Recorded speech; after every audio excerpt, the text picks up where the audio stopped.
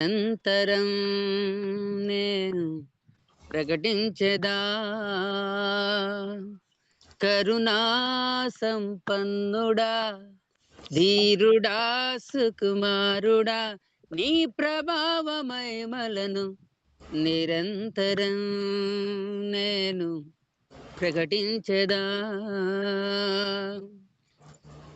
నా పైన ప్రేమ చూపించి నా కొరకు త్యాగమైతివి నా యేసయ్యా, సత్వికుడా. నీ నీ కోసమే నా జీవితం, నీ కోసమే నా జీవితం. కరుణా సంపన్నుడా, ధీరుడా, సుకుమారుడా, నీ ప్రభావ మహిమలను నిరంతరం నేను ప్రకటించెదా. ఏనాడు నన్ను వీడని నీ ప్రేమ సందేశం నా హృదయ సీమలోనే సందడిని చేసెను. ఏనాడు నన్ను వీడని నీ ప్రేమ సందేశం నా హృదయ సీమలోనే సందడిని చేసెను. అనువనువు బలపరచని జీవపు వాక్యమే ప్రతి క్షణము ధరి చేరి నన్నే తాకెను. అనువనువు బలపరచని జీవపు వాక్యమే ప్రతి క్షణము దరి చేరి నన్నే తాకెను. ఆ వాక్యమే ఆరోగ్యమై జీవింపజేసి నన్నే నడిపించెను, జీవింపజేసి నన్నే నడిపించెను.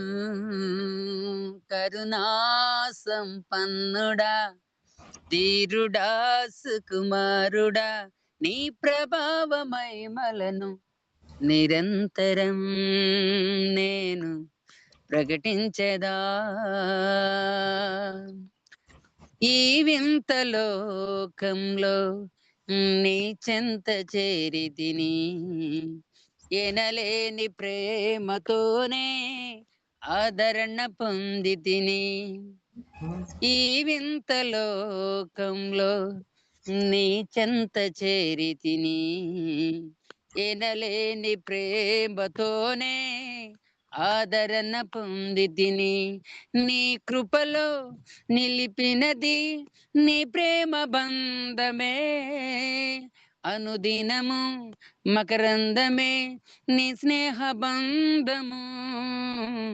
నీ కృపలో నిలిపినది నీ ప్రేమ బంధమే, అనుదినము మకరందమే నీ స్నేహ బంధము. ఆ ప్రేమలోనే కడవరకు నన్ను నడిపించుమా, స్థిరపరచుమా, నడిపించుమా, స్థిరపరచుమా. కరుణా సంపన్నుడా, ధీరుడా, సుకుమారుడా, నీ ప్రభావ మహిమలను నిరంతరం నేను ప్రకటించెదా. నే వేచియున్నాను నీ మహిమ ప్రత్యక్షతకై, నాకున్న ఈ నిరీక్షణయే సన్నిలో నిలిపినది.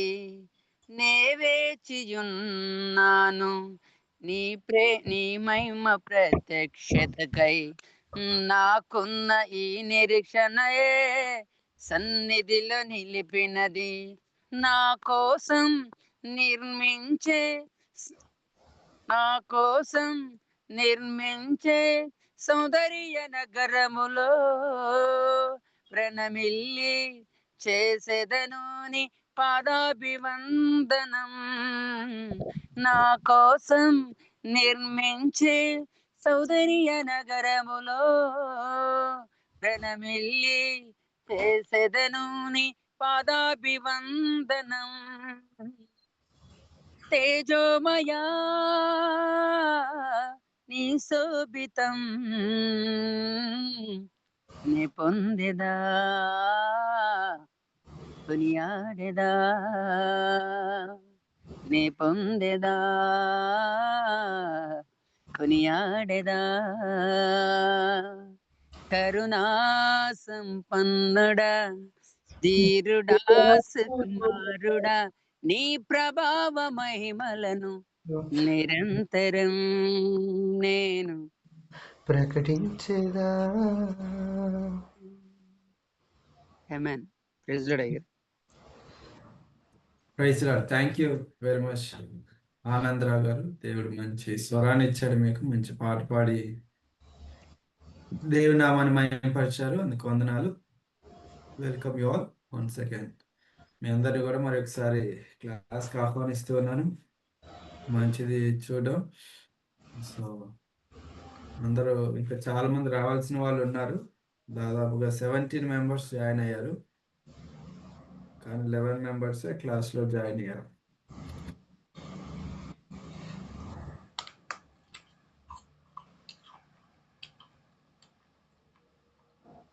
ఈరోజు మనము ఏంజలాలజీ నేర్చుకోబోతున్నాం. సో ఇప్పటి వరకు మనము ఏమేమి నేర్చుకున్నామంటే థియాలజీ ప్రాపర్, బిబిలాలజీ, క్రిస్టాలజీ, న్యూమటాలజీ అని 4 శాస్త్రాలను నేర్చుకోవడం జరిగింది. సో కొత్త వాళ్ళు కొంతమంది విషయాలు నేర్చుకోలేదు. మనము సాధ్యమైతే మళ్ళీ వీటిని సపరేట్గా నేర్పించడం జరుగుతుంది. So theology proper, bibliology, christology, pneumatology. So ఇప్పుడు అందరూ కూడా ఇది కొత్త టాపిక్ కాబట్టి అందరూ కంటిన్యూ అవ్వచ్చు. ఈరోజు మనం నేర్చుకునేది సిస్టమాటిక్ థియాలజీలో ఏంజలాలజీ. రాసుకొని దూతల శాస్త్రం, ఏంజలాలజీ. సో అందుబాటులో ఉన్న వాళ్ళందరూ కూడా వీడియోస్ ఆన్ చేయండి. వీడియోస్ ఆన్ చేస్తే బాగుంటుంది. Thank you. డానియల్ గారు,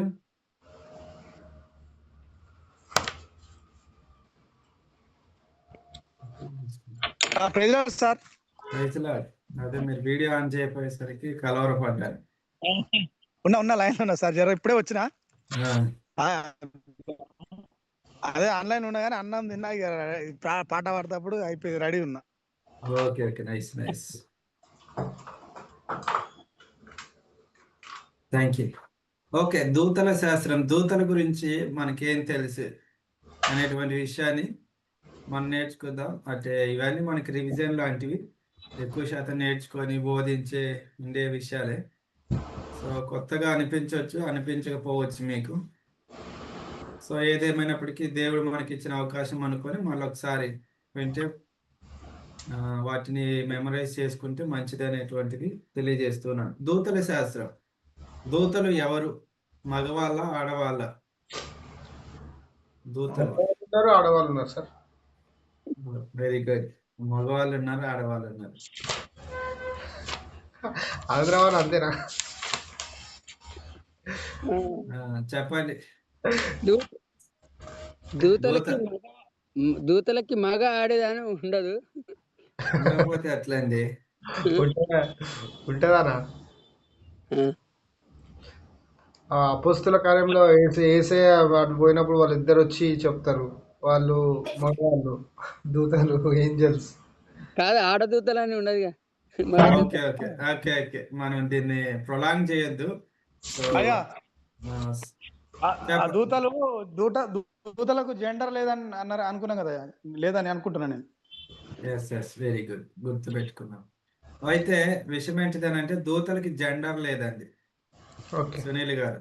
ఎందుకంటే దే ఆర్ స్పిరిచువల్ బీయింగ్స్. మనకి మనము హ్యూమన్స్ లో ఉన్నాం, హ్యూమన్ ఫామ్ లో ఉన్నాం కాబట్టి మనకు అర్థమయ్యేటువంటిది ఏంటంటే త్రీ జెండర్స్ అన్నమాట. ఒకటేమో మెన్, ఫెమెన్, తర్వాత న్యూటర్ జెండర్.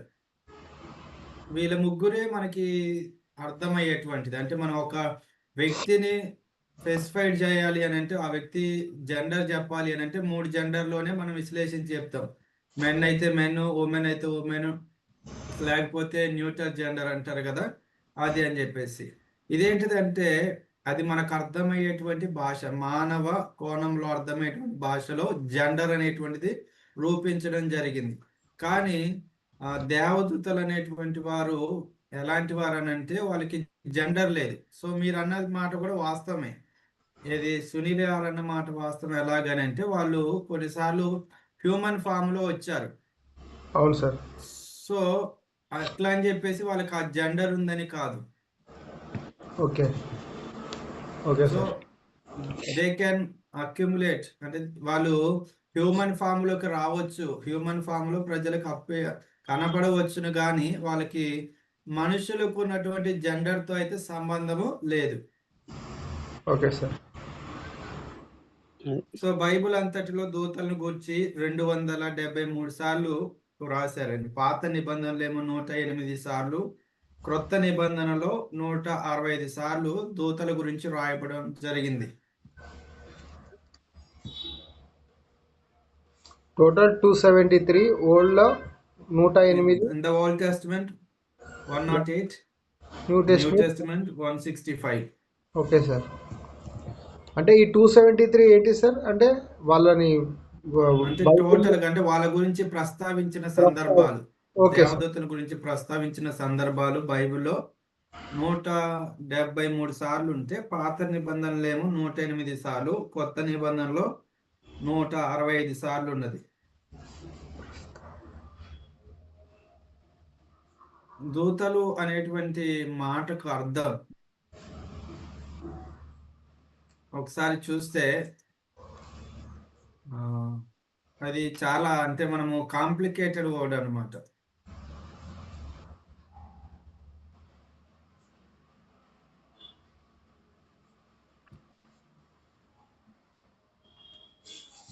ఏంటి సార్ అది కాంప్లికేటెడ్ వర్డ్? కాంప్లికేటెడ్ వర్డ్ అంటే వాటిని వివరించడం కష్టం అని చెప్తున్నాను. దూతలు అంటే మనం ఒక పదాంట్లో అయితే వివరిస్తాము, అలాగే దూతలు అని ఎవరిని వివరించాలనేటువంటిది స్పష్టమైనటువంటి వివరణ లేదు అంటున్నాను. ఒక్కొక్క రచయిత ఒక్కొక్క తన అభిప్రాయాన్ని ఇవ్వడం జరిగింది. మనం చూస్తే చాలా స్టేట్మెంట్లు ఉంటాయి. దాంట్లో ఒక మంచిగా అనిపించిన స్టేట్మెంట్ ఏంటిదంటే, దూతలు అనేవారు దేవుని సేవకు నియమించబడిన ఆత్మీయ ప్రాణులు. అవును. వారు దేవుని చిత్తాన్ని ప్రజలకు తెలియజేయడం, రక్షించడం, మార్గనిర్దేశం చేయడం మరియు దేవుని సందేశాలు తీసుకువెళ్ళడం వంటి సేవలను చేస్తారు. అయ్యా మళ్ళీ ఒకసారి చెప్పరాయా? దూతలు అంటే ఎవరు అంటే, దూతలు అనేవారు దేవుని సేవకు నియమించబడిన ఆత్మీయ ప్రాణులు. దేవుని సేవకు నియమించబడిన ఆత్మీయ ప్రాణులు. Okay sir.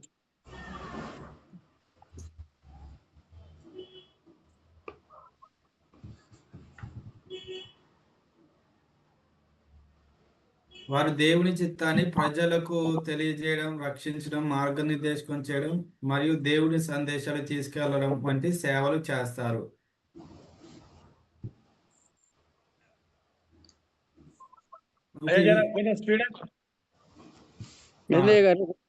చాట్ లో పెట్టాను చూడండి. దూతలు అంటే ఎవరు? Angels. Who are the angels? అంటే ఏంజల్స్ అంటే ఎవరు అని మనం చూస్తే,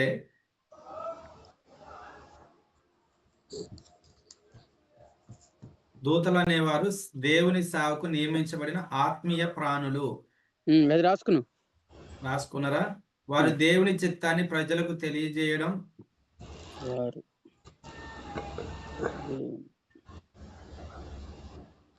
అలా చాట్ బాక్స్ లో పెట్టిరా నా ఆనందన, స్క్రీన్ షాట్ తీసుకో. రాసుకో, స్క్రీన్ షాట్ అని తీసుకొని రాసుకుంటే మంచిది. ఇంకా దేవుని చిత్తాన్ని ప్రజలకు తెలియజేయడం. రక్షించడం, మార్గనిర్దేశకం చేయడం మరియు దేవుని సందేశాలు తీసుకెళ్లడం వంటి సేవలు చేస్తారు.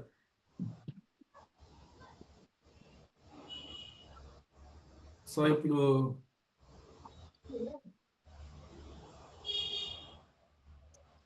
ఫర్ ఎగ్జాంపుల్ పోలీస్ అంటే అర్థం ఏంటిదండి? రక్షకుడు. రక్షక భటుడు. రక్షక భటుడు అంటే అర్థం ఏంటి? పోలీస్. కాపాడువాడు. ప్రజలను పర్యాయ పదాలు చెప్తున్నారు మీరే, అర్థం చెప్పట్లేదు. పర్యాయ పదాలు చెప్తున్నారు, అర్థం చెప్పట్లేదు. న్యాయాన్ని అన్యాయాన్ని రక్షించేవాడు. ప్రజలను అంటే వాళ్ళు దోపిడీకి గురవ్వకుండా కాపాడేటువంటి వారిని రక్షక భటులు అంటారు. సో అన్యాయానికి, దొంగతనానికి గురి కాకుండా రక్షించేవాళ్ళు. సో అలాగా ఒక వివరణ ఎలా అయితే ఇస్తామో దూతలకి ఇవ్వబడినటువంటి వివరణ ఇదండి. ఏంటిది? వాళ్ళు దేవుని చేత, దేవుని కొరకు, దేవుని సేవ కొరకు నియమించబడినటువంటి ఆత్మీయ ప్రాణులు అనేటువంటి విషయం. సో దూతలు క్రైస్తవ్యంలో ఉన్నారు, కానీ క్రైస్తవ్యానికి దూతలు అనేటువంటి వారు కేంద్ర బిందువు కాదండి. ఓకే. సో దూతలను ఆరాధించడం అనేటువంటిది నిషిద్ధ. ఓకే. క్రైస్తవులు ఆరాధించకూడదు. అయితే మనం ఈ దేవదూతల శాస్త్రం, నేను చెప్పాను కదా, ఏంజలాలజీలో దేవదూతల శాస్త్రంలో మనం ఏం నేర్చుకుంటామంటే దూతల సమూహాలు నేర్చుకుంటాము. తర్వాత దూతల యొక్క స్వభావాలు, అంటే జస్ట్ వినండి, ఇది నేను దీని యొక్క అవుట్లైన్ చెప్తున్నాను. మనం ఏమేమి నేర్చుకోబోతున్నాము ఈ ఏంజలాలజీలో, ఆ విషయాలు మీకు చెప్తున్నాను. దూతల మూలాలు, ఆరిజిన్ ఆఫ్ ఏంజల్స్, తర్వాత original condition of the angels, వాటి యొక్క నేచర్, స్వభావం ఏంటిది, వాటి నామములు ఏంటివి, వాటి జనాభా ఏంటిది, వారు ఎక్కడ నివసిస్తారు, తర్వాత వాటికి, సాతానికి మరి దూతలకు ఉన్నటువంటి వ్యత్యాసం ఏంటిది, దయ్యాలు ఉన్నాయా లేదా. సో ఇవన్నీ కూడా దూతల సబ్జెక్ట్ కిందకు వస్తాయి. మనం నేర్చుకునే సబ్జెక్టులు ఇవన్నీ కూడా మిళితమై ఉంటాయి. సో మనం ఫస్ట్ దూతల మూలములు అంటే ఒరిజిన్ ఆఫ్ ది ఏంజల్స్ అంటారు. సో దూతలను ఎవరు సృష్టించారు? The origin creation of angels. దూతలను ఎవరు సృష్టించారండి? దేవుడే. దేవుడు. సో సృష్టికర్త, తండ్రి అయిన దేవుడు వాటిని సృష్టించాడు. ఒకసారి కీర్తనలు 148:2 చదవండి. కీర్తనలు 148:2 చదవండి.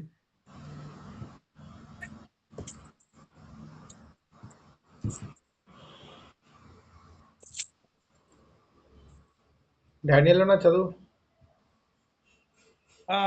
చదువు రాసుకుంటున్నా. ఎంత సార్? 148:2 అన్న. 140 కీర్తనలు 148:2. ఆయన దూతలారా మీరందరూ ఆయనను స్తుతించుడి, ఆయన సైన్యములారా మీరందరూ ఆయనను స్తుతించుడి.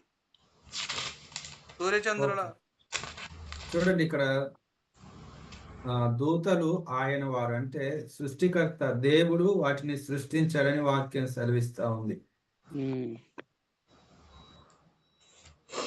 సో అవి సృష్టి ప్రారంభం నుంచే దూతలు అనేటువంటివి ఉండడం జరిగింది.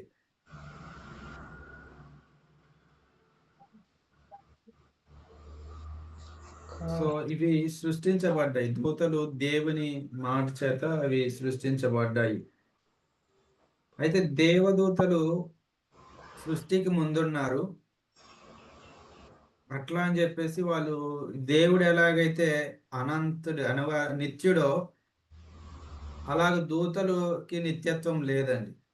సో సృష్టికి ముందు, సృష్టి తర్వాత కూడా దేవుడు ఉన్నాడు, యేసుక్రీస్తున్నాడు, పరిశుద్ధాత్మ ఉన్నాడు. అలా అని చెప్పేసి దూతలు కూడా దేవునితో పాటు నిత్యత్వంలో లేవు, వాటికి నిత్యత్వం లేదు. ఎలాగోనంటే దూతలు నిత్యులు కారు. ఇంకొక విషయం ఏంటిదంటే దూతలు వాటికి ప్రారంభం ఉంది కానీ మరణము లేదు. ఇంకోటి ఏంటిదంటే వాటికి సంతానోత్పత్తి లేదు, వివాహం అనేటువంటిది లేదు, సంతానోత్పత్తి కూడా దూతలకు లేదు. కాకపోతే వారిని కొన్నిసార్లు దైవ కుమారులని పిలువబడ్డారు. సారి యోబు గ్రంథము 1:6 చదవండి.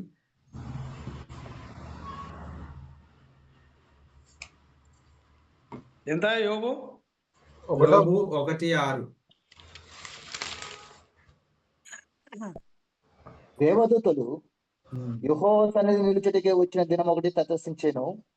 ఆ దినము అపవాదియగు వాడు వాడితో కలిసి వచ్చాను. ఒకటే మళ్ళీ ఒకసారి రిపీటెడ్ చేయండి.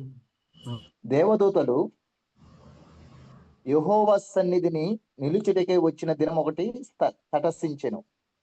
ఓకే ఓకే, చూడండి, దేవుని దూతలు దేవునితో పాటు కూడా ఉన్నాయి. అయితే ఇవి దేవుని చేత సృష్టించబడ్డాయి అని చెప్పాం కదా, ఇవి దేవుని చేత సృష్టించబడ్డాయి. అయితే సృష్టికి ముందున్నాయి వాక్య ప్రకారం చూస్తే, కానీ వాటికి మరణం లేదు. తర్వాత ఇంకోటి ఏంటిదనంటే వాటి విషయంలో వాటికి సంతానోత్పత్తి అనేటువంటిది లేదు, వాటికి మనుషులాగా వివాహం అనేటువంటిది లేదు. అయితే దేవదూతలు ఎప్పుడు సృష్టించబడ్డాయి అనేటువంటి విషయం అయితే బైబిల్లో స్పష్టమైన ఆధారం అనేటువంటిది లేదండి. సో సృష్టికర్త దేవుడు, కానీ రెండోది దేవదూతలు ఎప్పుడు సృష్టించబడ్డాయి. సో చాలా మంది బైబిల్ పండితులు కూడా ఆ విషయాన్ని ఏం చేయలేకపోతున్నారంటే ప్రకటించలేకపోతున్నారు. సృష్టికి ముందు అనేటువంటి మాట చెప్పి దాన్ని వదిలేయడానికి స్పష్టమైన ఆధారాలు లేవు. దూతలు ఎప్పుడు సృష్టించబడ్డాయి అని అంటే దూతలు ఎప్పుడు సృష్టించబడ్డారు అన్న విషయానికి మనం స్పష్టంగా చెప్పలేము.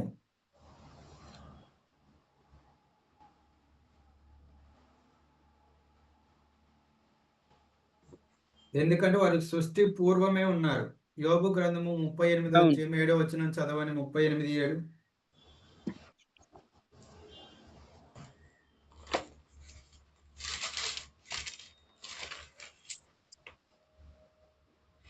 ఉదయ నక్షత్రములు ఏకముగా కూడి పాడినప్పుడు దేవదూతలందరూ ఆనందించి జయధ్వనులు చేసినప్పుడు దాని మూలరాతిని వేసిన వాడెవడు?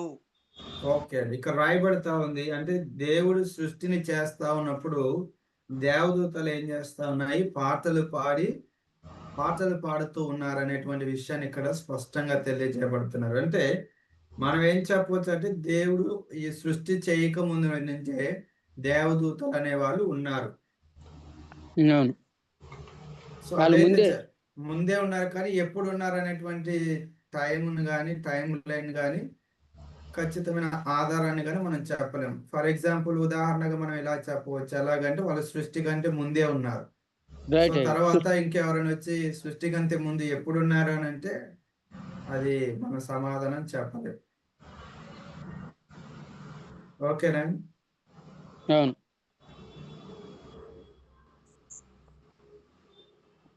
సో వారు ఎందుకు చేయబడ్డారు అని అంటే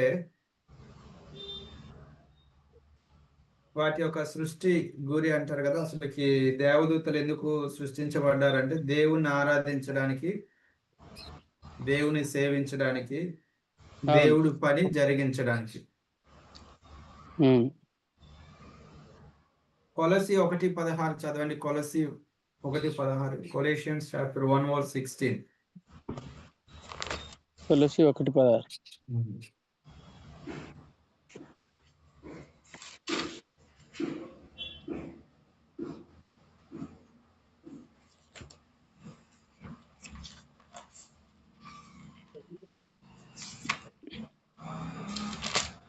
ఏలయనగా ఆకాశమందున్నవియు భూమి అందున్నవియు దృశ్యమైనవి గాని అదృశ్యమైనవి గాని అవి సింహాసనములైనను ప్రభుత్వములైనను ప్రధానులైనను అధికారములైనను సర్వమును ఆయన యందు సృజింపబడెను. సర్వమును ఆయన ద్వారాను ఆయనను బట్టి సృజింపబడెను. ఆయన అన్నిటికంటే ముందుగా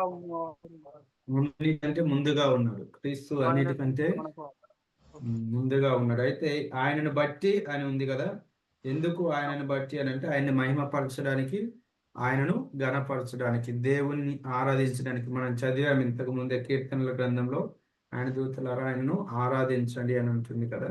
సో ఆయన ఆరాధించడానికి, ఆయన సేవించడానికి, ఆయన అప్పగించినటువంటి పనిని చేయడానికి దేవదూతలు సృష్టించబడ్డారు.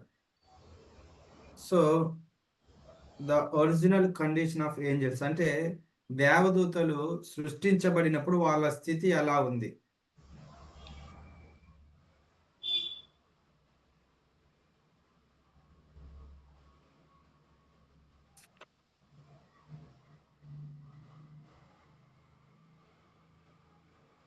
దేవుడు సృష్టించినప్పుడు సమస్తం ఎలా ఉందంటే మంచిగా ఉంది. సో దేవుడు మంచిదాన్ని సృష్టిస్తూ ఉంటాడు. ఆదికాండం 1:31 చూసినట్లయితే దేవుడు సృష్టిని చేసినప్పుడు అది మంచిదని ఆయన తలంచి ఉన్నాడు. సో దేవదూతలు వాటి స్థితి ఒరిజినల్ కండిషన్ ఎలా ఉందంటే మంచిగా ఉండేది, కానీ పరిశుద్ధంగా ఉండేది దేవదూతల యొక్క స్థితి. తర్వాత సాతాను దేవునిపై తిరుగుబాటును చేయటను బట్టి కొందరు దేవదూతలు వాని పక్షమున చేరి పాడైపోయారు. అప్పటి వరకు కూడా దేవదూతలు పరిశుద్ధంగానే ఉన్నాయి.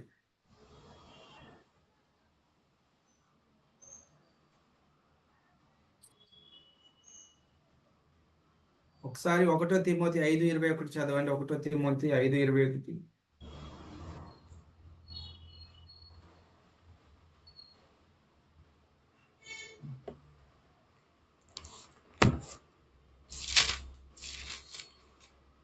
ఐదు ఎంత సార్? 5:21. విరోధ బుద్ధితోనైనను పక్షపాతముతోనైనను ఏమీ చేయక నేను చెప్పిన ఈ సంగతులను గైకొనవలనని దేవుని ఎదుటను పవర్ ఐటమ్ ఇది ఓన్లీ వీళ్ళకే ఉంటుందా? కరెక్టేనా సార్? సభ మొత్తం పడుతుంది, లేదంటే ఆ పేరెంట్ లో ఉన్న స్టడీ అన్నిటికీ పడుతుంది. న్యూట్లో పెట్టు. ఓకే. క్రీస్తు యేసు ఎదుటను ఏర్పరచబడిన దేవదూతల ఎదుటను నీకు ఆనబెట్టుచున్నాను.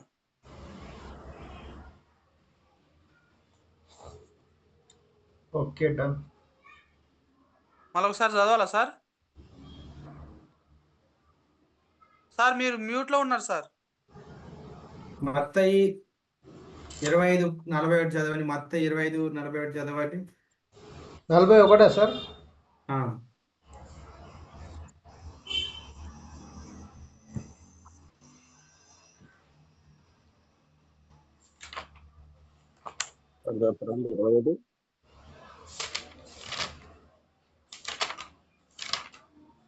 మత్తయి ఎంతండి? 25:41. అప్పుడు అప్పుడు ఆయన ఆయన ఎడమ వైపున ఉండిన వారిని ఎడమ చూసి వైపున ఉన్నవారిని ఆ. చూసి, శపింపబడిన వారలారా, నన్ను విడిచి అపవాదికిని వాని దూతలకును సిద్ధపరచబడిన నిత్యాగ్నిలోనికి పోవుడి. చూడండి, ఇక్కడ అపవాది అంటే సాతాను, శపించబడిన వాడు, పతనమైన దూతలు కనబడుతున్నారు. మనకేమో పవిత్రమైన దూతలు, అపవిత్రమైన దూతలుగా కనబడుతున్నారు. అంటే దేవుడు ఫస్ట్ సృష్టించినప్పుడు మాత్రం వాళ్ళు ఎలా ఉన్నారంటే పరిశుద్ధమైనటువంటి వారుగా ఉన్నాడు. కానీ ఎప్పుడైతే దూతలు అనేటువంటి వారు సాతానుతో ఏకీభవించి ఉన్నారో అప్పుడు వారు పతనం అయిపోయి ఉంటూ ఉన్నారు. అందుకే original condition of the angels ఏంటిదంటే మొదట వారు సృష్టించబడినప్పుడు పరిశుద్ధమైన వారిగా ఉన్నారు. కానీ ఎప్పుడైతే వారు సాతానుతో ఏకీభవించారో వారి ఆలోచనలకు వారు పతనం అయిపోయి ఉన్నారు.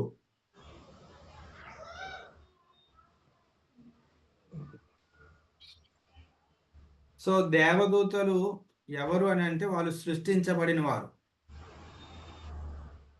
మొదట వారు స్వచ్ఛమైన వారు, రెండవది సృష్టించబడిన వారు. రాసుకోండి, దేవదూతల ఆది స్థితి టైటిల్ పెట్టుకోండి. Original condition of the angels లో మొదట మీరు పెట్టుకోవాల్సింది ఏంటిదంటే దూతలు ఆది స్థితి, అంటే ఫస్ట్ వాళ్ళు సృష్టించబడినప్పుడు ఎలా ఉన్నాయి. మొదటి పాయింట్ దాంట్లో స్వచ్ఛమైన వారు.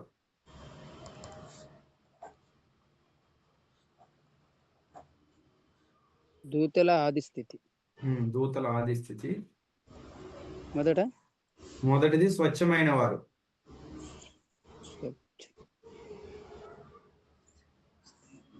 ఎలాగంటే ఇప్పుడు చెప్పాను కదండి, దేవుడు వారిని పరిశుద్ధంగా సృష్టించారు. కానీ వాళ్ళు సాతానుతో ఏకీభవించుటను బట్టి వాళ్ళు ఆ స్థితిని కోల్పోయారు. కానీ మొదటి స్థితి మాత్రం వాళ్ళు పరిశుద్ధమైన స్థితి. స్వచ్ఛమైన second sir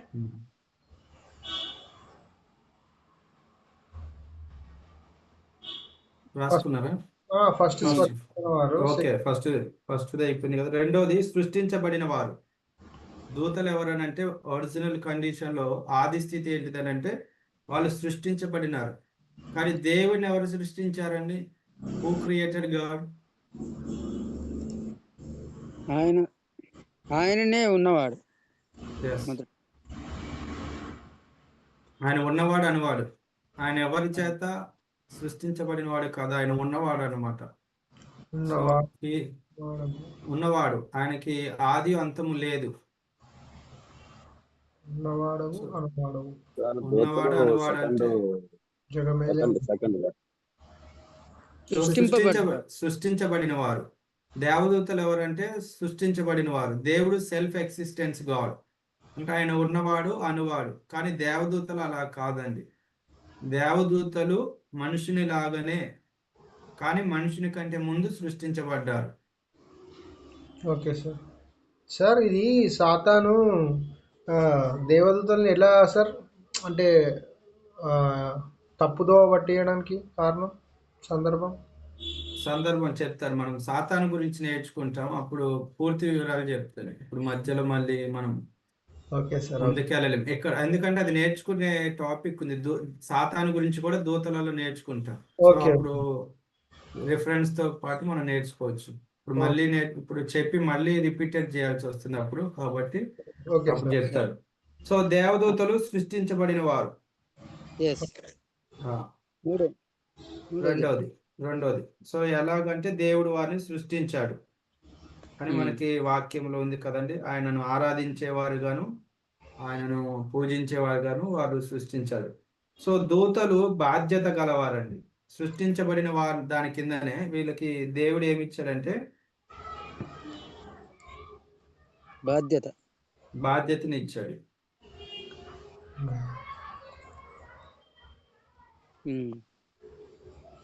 okay sir.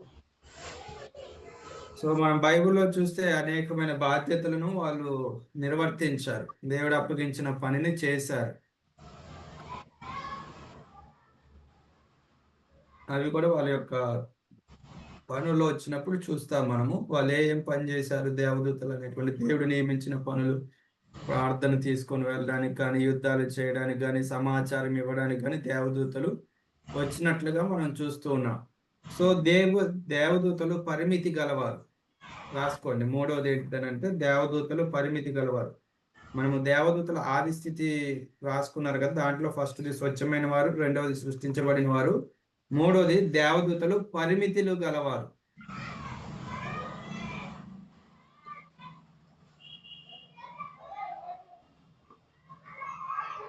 Sir బాధ్యత కలిగిన వారు కూడా అన్నారు కదా సార్. బాధ్యతలు అనేటువంటి సబ్ పాయింట్స్ అన్నమాట. అలాగా సృష్టించబడిన వారు దాంట్లో సబ్ పాయింట్ అది. Okay sir. Main point sir. దూతల మెయిన్ పాయింట్ స్వచ్ఛమైన వారు, సృష్టించబడ్డవారు, పరిమితులు గలవారు సబ్ పాయింట్. ఎస్ ఇది వీళ్ళ ఆది స్థితి అండి. అంటే దేవదూతలు అనేది మన టాపిక్, మెయిన్ టాపిక్ ఏంటిది? ఏంజలాలజీ. దాంట్లో ఆరిజిన్ ఆఫ్ ది ఏంజల్స్, అంటే అవి ఎలా ఉద్భవించాయి, వాటి స్థితి ఏంటిది అనేటువంటిది మనం నేర్చుకుంటున్నాం. ఆరిజిన్ అంటారు కదా, అది ఆదిలో ఎట్లా ఉద్భవించినాయి, వాటి స్థితి ఏంటిది అనేటువంటిది మనం నేర్చుకుంటున్నాం. Original creation of the angels అంటే దేవుడు వాటిని సృష్టించాడు, సృష్టికర్త దేవుడు. రెండోది దేవుడు ఎప్పుడు సృష్టించబడ్డాయో స్పష్టమైన ఆధారము లేదు అని చెప్పాం. మూడోది ఎందుకు సృష్టించబడ్డాయి అని అంటే దేవుని ఆరాధించడానికి, దేవుని సేవించడానికి, దేవుని యొక్క పనిని నెరవేర్చడానికి సృష్టించబడ్డాయి. ఇది original creation of the angels. దాంట్లో మెయిన్ రెండో పాయింట్ ఏంటిదంటే దేవదూతల ఆది స్థితి. దాంట్లో ఏంటిది ఆది స్థితిలో వారు స్వచ్ఛమైన వారు, సృష్టించబడిన వారు, తర్వాత దేవదూతలు పరిమితి గలవారు. ఎస్ సార్, కంప్లీట్ చేసినాం అన్ని మళ్ళీ రిటర్న్. ఓకేనా? మీకు క్లియర్గా ఉందా ఇప్పటి వరకు నేర్చుకున్నది? ఆరిజిన్ అంటే దూతల ఆది స్థితి. సో దూతలు పరిమితి గల దేవునిలాగా అపరిమితంగా ఎక్కడంటే అక్కడ ఉండదండి. దూతలు ఒక స్థలానికి మాత్రమే పరిమితమైన వారు. సో వారు ఆత్మలైనప్పటికీ రాసుకొని దూతల పరిమితి గలవారిలో సబ్ పాయింట్ ఏంటిదంటే స్థల పరిమితి. స్థల పరిమితి ఏంటిదనంటే ఇప్పుడు దూత ఇక్కడ ఉందనుకోండి మనుగూరులో, అట్ ద సేమ్ టైం అదే దూత హైదరాబాద్లో ఉండలేదన్నమాట. కానీ దేవుడు ఆయన సర్వాంతర్యామి కాబట్టి ఇక్కడున్నా ఎక్కడైనా ఆయన ఉండగలుగుతాడు. ఒకేసారి ఆయన ఎక్కడైనా ఉండగలుగుతాడు. నా దగ్గర ఉండగలుగుతాడు, మీ దగ్గర కూడా ఉండగలుగుతాడు.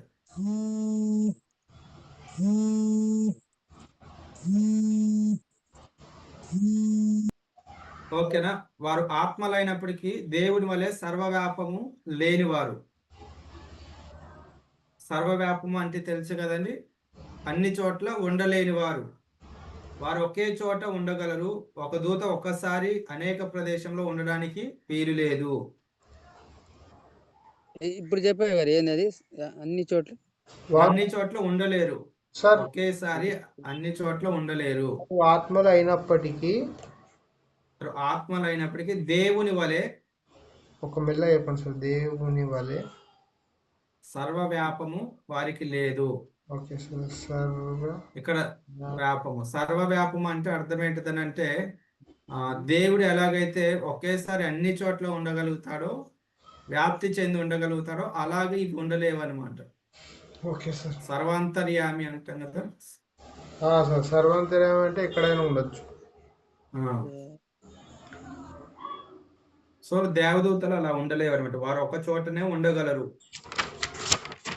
ఒక ప్రదేశం నుండి మరొక ప్రదేశం కదలాలి అంటే, వాళ్ళు ఇప్పుడు ఒక ప్రదేశం నుంచి ఇంకో ప్రదేశానికి వెళ్ళాలంటే కదలి మాత్రమే వెళ్ళాలి. కావున దూతలు స్థల పరిమితి గలవారు. దానియేలు గ్రంథము 9వ అధ్యాయం 21 చదవండి. 21 నుంచి 9వ అధ్యాయం 21 నుంచి.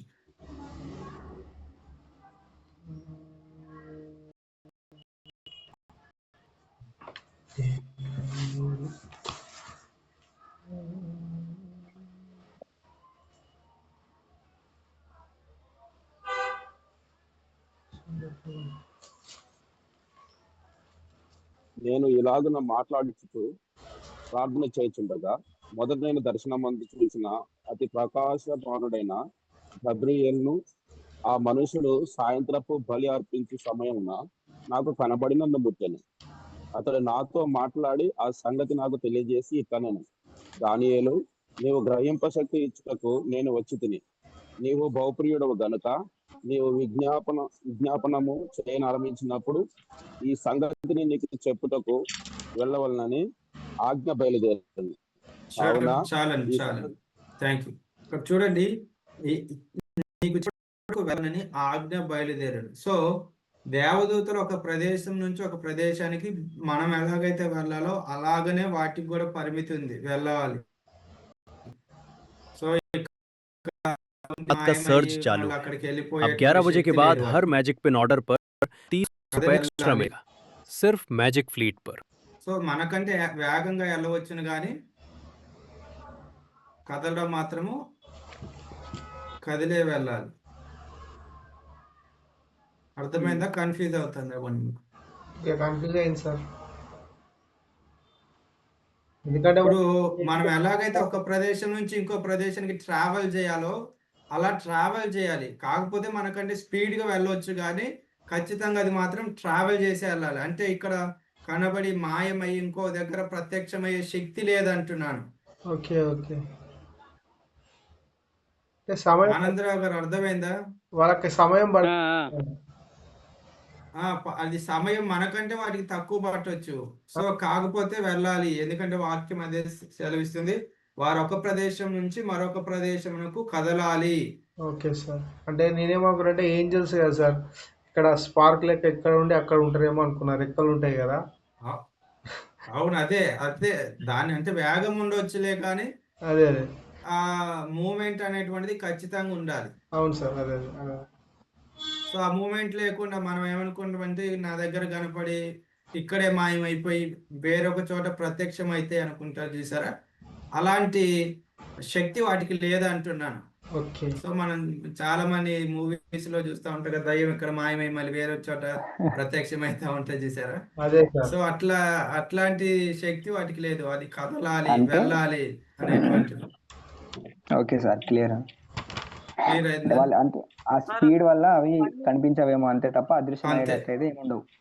Okay sir. అంతే, స్పీడ్ ఎక్కువ ఉంటుంది, మనకంటే ఎక్కువ స్పీడ్ ఉంటుంది. అంతేనా ఆనందరావు అన్న? సో మనిషి కనిపెట్టిన రాకెట్ స్పీడ్ ఉన్నప్పుడు దేవుడు చేసినటువంటి దేవదూతలు కూడా స్పీడ్ ఉంటాయి. అయ్యో లేచిపోతే నడుచుకుంటూ పోతాం కదా, దానికి సార్ దేవదూతల పరిమితి గలవారు, అందులో పాయింట్ స్థల పరిమితి గలవారు అంతేనా సార్? ఇంకేమన్నా స్థల పరిమితి. రెండోది శక్తి పరిమితి. శక్తి పరిమితి కూడా. ఆ, సార్ సబ్ పాయింట్ కదా సార్, ఆ? స్థల పరిమితి సబ్ పాయింట్ కదా ఇది, శక్తి పరిమితి. ఎస్ దాంట్లో రెండో పాయింట్ దూతల పరిమితిలో సబ్ పాయింట్ స్థల పరిమితి, రెండవది శక్తి పరిమితి. ఓకే. సో దేవుడు ఆయన అనంత శక్తి కలిగినటువంటి వాడు, సర్వశక్తిమంతుడైనటువంటి దేవుడు. He can do everything. కానీ దూతలకు అటువంటి శక్తి లేదండి. They are permitted, they are limited. చూడండి ఒకసారి మనము 2 పేతురు పత్రిక 2:11 చదువుదాం.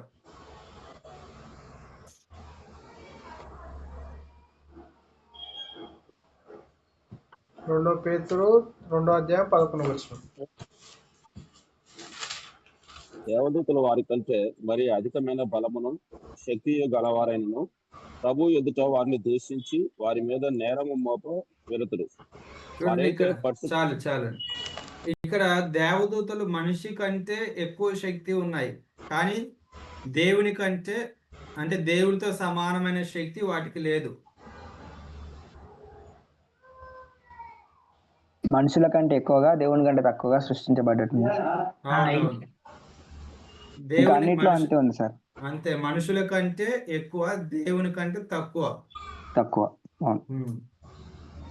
అంటే దేవునికి ఉన్న లక్షణాలే కనిపిస్తున్నాయి కానీ పవర్స్ లో తక్కువ, అంటే లిమిట్స్ ఉన్నాయి వీళ్ళకి.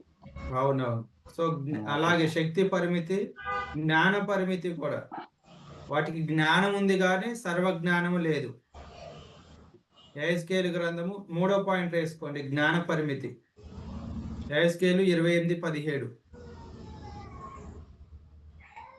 వాటికి జ్ఞానం ఉంది కానీ సర్వజ్ఞానము లేదు.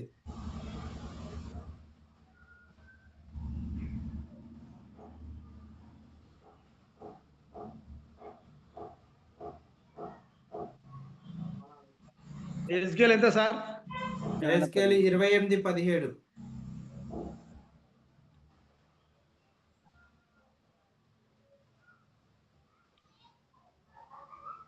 నీ సౌందర్యమును చూచి నీవు గర్వించిన వాడవై నీ తేజస్సును చూచి నీ జ్ఞానమును చెరుపుకొంటివి. కావున నేను నిన్ను నేలను పడవేసేదను, రాజులు చూచుచుండగా నిన్ను హేళన అప్పగించదను. ఓకే, నీవు అన్యాయం. చాలు. సో వాటికి జ్ఞానం ఉంది కానీ ఆ జ్ఞానం ఎలాంటిదనంటే సర్వజ్ఞానము కాదు, మనుషుల కంటే జ్ఞానం. ఇంకొకటి ఏంటిదంటే పరిమితి, పరిశుద్ధతలో పరిమితి.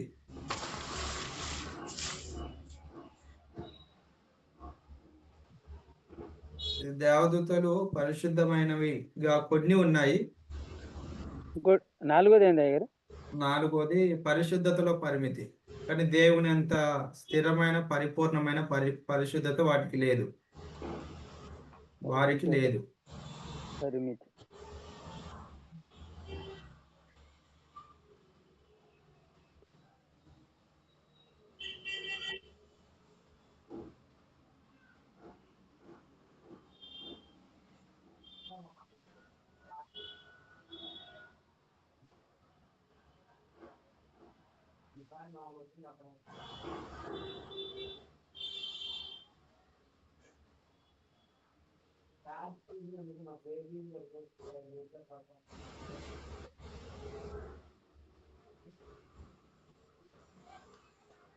ఆనందరావనా ఓకేనండి, మాట్లాడు. రాసుకున్నారా? రాసుకున్నాం. దీనికి ఏమైనా రెఫరెన్స్ ఉందా అయ్యా? ప్రకటన 12:3 చదవండి ఒకసారి.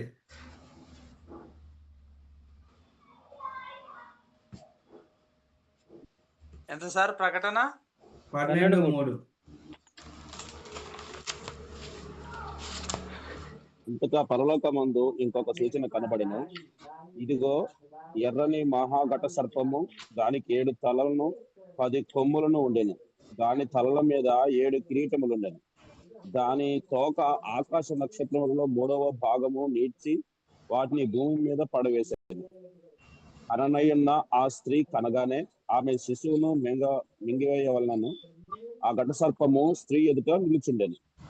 సమస్త జన్మలను ఇక్కడ ఘట సర్పం అంటే పడిపోయినటువంటి దూత, సాతానికి సాదృశ్యంగా ఉంటుంది. అందుకనే దానికి పరిశుద్ధత లేదు అని చెప్పేసి అంటున్నారు. సో అవి సృష్టించబడినప్పుడు పరిశుద్ధంగా స్వచ్ఛంగా ఉన్నాయి, కానీ ఎప్పుడైతే పతనం అయిపోయినాయో వాటిలోని పరిశుద్ధత అనేటువంటిది పోయింది. ఇది ఆరిజిన్ ఆఫ్ ది ఏంజల్స్, అంటే వాటి యొక్క ఆదిలో ఎలా ఉన్నాయి ఏంజల్స్ అనేటువంటిది మనం నేర్చుకున్నాం. రెండోది, ఈ ఏంజలాలజీలో మనం నేర్చుకునేది ఏంటిదని అంటే దూతల స్వభావం, నేచర్ ఆఫ్ ది ఏంజల్స్. ఏంటి సార్ ఒకసారి? నేచర్ ఆఫ్ ది ఏంజల్స్, దూతల స్వభావము. ఇది మెయిన్ టైటిల్ అండి. దూతల స్వభావం.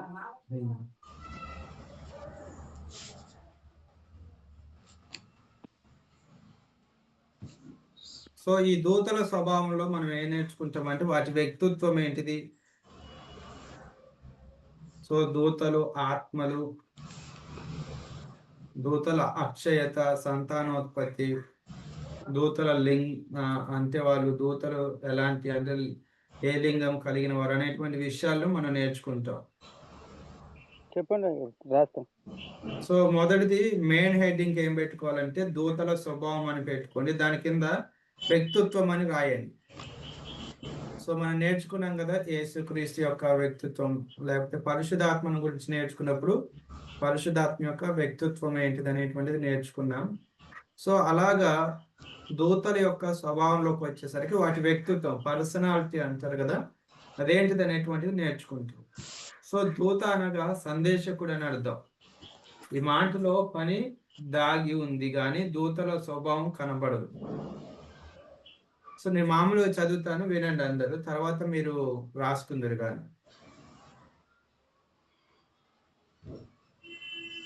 దూత అనే పదంలో కనిపిస్తుంది. హెబ్రీ భాషలో మలాక్ అనియు, గ్రీక్ భాషలో అంగలోస్ అనియు అంటారు. లాటిన్ భాషలో ఏంజెల్ అని పదం ఉంది. దానిలో నుండి పాత ఆంగ్ల పదం ఏంగెల్ అనే పదం వచ్చింది. చివరకు ఏంగల్ కాస్త ఏంజెల్ లాగా మారి ఇప్పుడు తెలుగులో ఏమంటున్నాం అంటే దూత అని అంటున్నాం. సో దూత అనేటువంటి పదములు ఏం కనబడుతుందంటే దూత అనేటువంటి పదంలో పని అనేటువంటిది కనబడుతుంది, కానీ దాని యొక్క స్పష్టమైనటువంటి స్వభావం కనబడుతుంది. సో దానికి స్వభావాన్ని ఏం చేశారంటే డివైడ్ చేశారు. మొదటి ఏంటిది తెలివి. వ్యక్తిత్వంలో ఏముందంటే తెలివి ఉంది అనమాట. దేవదూతలకు ఏముంది? తెలివి ఉంది.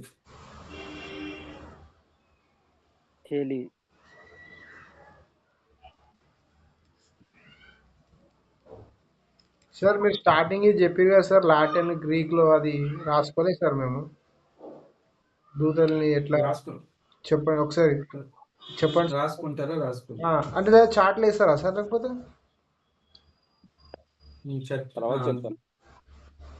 దూతని హీబ్రూలో ఏమని అంటారంటే మలాక్. హిబ్రూలో. Okay sir. గ్రీక్ లోనేమో ఆంగ్లోస్. సార్ అంగెలోస్ అంటారు. సో నేను చాట్ బాక్స్ లో వేస్తాను, చూడండి ఒకసారి. ఏంటి సార్?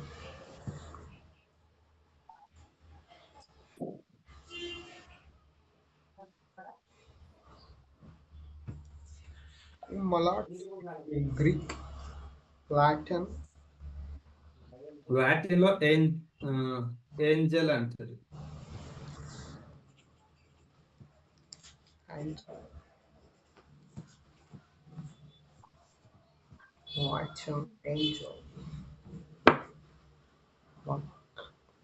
తర్వాత పాత ఆంగ్ల అంటే ఓల్డ్ ఇంగ్లీష్ లో ఏంటంటే ఏంగల్ అనేటువంటి పదం ఉంది. చివరికి దీన్ని ఏం చేశారంటే ఏంజల్ అని ఇప్పుడు ఇంగ్లీష్ లో అంటున్నారు.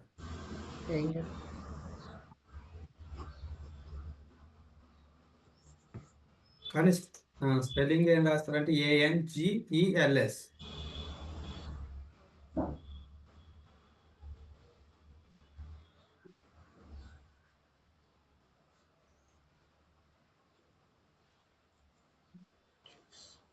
సార్ ఏఎన్ స్పెల్లింగ్ చెప్పండి sir. GELS. Angel. ANGELS. Angels. జిల్స్. ఓకే, మనం చదివాం కదండి. 1 పేతురు 1:12 చదవండి. 1 Peter chapter 1 verse 12.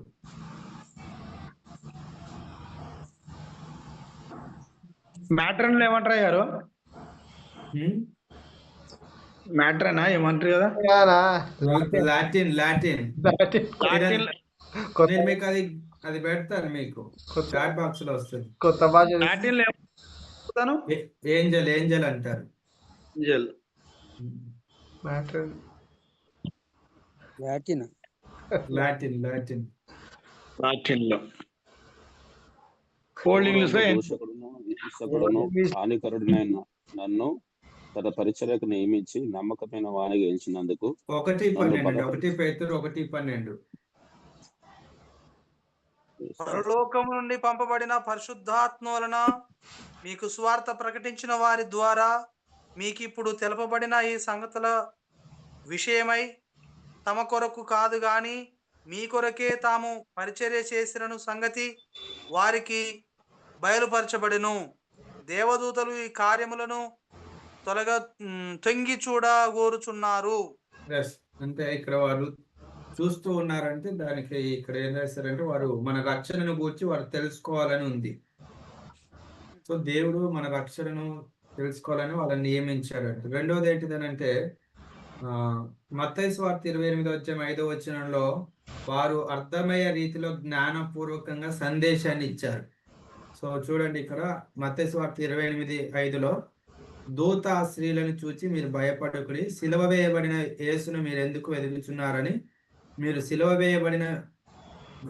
వేయబడిన యేసును మీరు వెతుకుచున్నారని నాకు తెలియను. ఆయన ఇక్కడ లేడు, తాను చెప్పినట్టు ఆయన లేచి ఉన్నాడు. రండి, ప్రభు పండుకునే స్థలమును చూచి త్వరగా వెళ్ళి ఆయన మృతులలో నుండి లేచి ఉన్నాడని ఆయన శిష్యులకు తెలియజేయుడి. చూడండి, ఇక్కడ దూతలు ఏం చేస్తా ఉన్నాయంటే మనుషులకు అర్థమయ్యే రీతిలో జ్ఞానపూర్వకంగా సందేశాన్ని ఇస్తున్నాయి. అంటే అవి తెలివి కలిగినవని ఇక్కడ మనకి కనబడతా ఉంది. ఇలాగ రిఫరెన్స్లు చాలా ఉన్నాయండి. హెస్కేలు 28:12 రిఫరెన్సెస్ రాసుకోండి. లూకా సువార్త 1:13-16. సార్ ఫస్ట్ నుంచి చెప్పండి సార్ రెఫరెన్సెస్ 1 Peter 1:12, 1 పేతురు 1:12, మత్తయి 28:5, మత్తయి 28:5, హెజ్కేలు 28:12.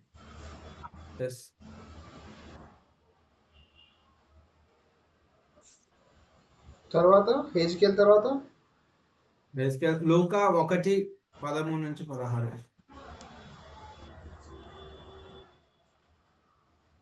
Okay sir.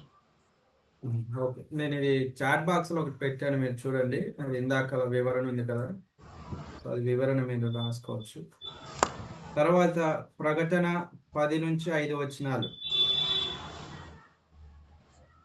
ప్రకటన సో ప్రకటన 10:5. Okay sir.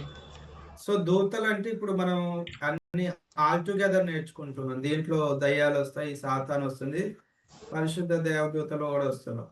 చూడండి, దయ్యాలకి యేసయ్య ఎవరో తెలుసు. సో దయ్యాలకు భవిష్యత్తు ఏంటిదో కూడా తెలుసు. సో అంటే దూతలు అవి కూడా దూతలు దయ్యాలంటే అవి కూడా దూతలు అన్నట్టే లెక్క. సో వాటికి ఏముందని అంటే తెలివి అనేటువంటిది ఉంది. అంటే తెలివి అని అంటే దాని అర్థం వాటికి కూడా జ్ఞానం అనేటువంటిది ఉంది అనేటువంటి విషయం మనం అర్థం చేసుకోవాలి. వాటి వ్యక్తిత్వ వాళ్ళ స్వభావం, వాటి యొక్క వ్యక్తిత్వాన్ని నేర్చుకుంటున్నాం కదా, ఆ వ్యక్తిత్వంలో వాళ్ళ స్వభావంలో ఇది కూడా ఒక పాయింట్. సో మార్కు సువార్త 1:24, మత్తయి సువార్త 13:27, హీబ్రూస్ 1:7. మళ్ళీ సార్ మార్కు 1:24 అండి. Okay sir. రెండోది మత్తయి 13:27. మూడోది ఫిబ్రిలకు రాసిన పత్రిక 1:7, తర్వాత 14. సో ఇక్కడ ఏం తెలియజేస్తుందంటే దూతలకు కూడా జ్ఞానం ఉంది, కాకపోతే అజ్ఞానము పరిమితమైనటువంటి జ్ఞానము, మనం ఇంతకు ముందు చెప్పుకున్నట్లు. జాన్ గారు ఉన్నారా? ప్రకటన 1:5. ప్రకటన 10:5. 10:5. జాన్ గారు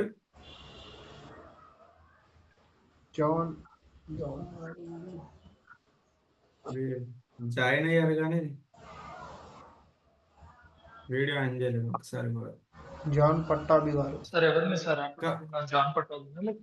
కాదు జాన్ గారు, మన జాన్ గారు, C H John. John C H John గారు. John C H. అయితే ఆనందరావు గారిని అడగాల, తక్కువ ఆన్సర్ వస్తుంది. No problem. Okay, nice. So తర్వాత భావోద్రేకాలు, ఎమోషన్స్ అంటారుగా, వాటి వ్యక్తిత్వంలో భాగమైనటువంటిది రెండోది ఏంటిదంటే భావోద్రేకాలు. రాసుకోండి. రెండవది వాటి స్వభావంలో వాటికి ఏముందంటే భావోద్రేకాలు ఉన్నాయి, ఎమోషన్స్ అంటారు, కానీ వాటి ఫీలింగ్స్ లేవు. ఫీలింగ్స్ అయితే ఉండవు, ఎమోషన్స్ ఉండవు ఫీలింగ్స్.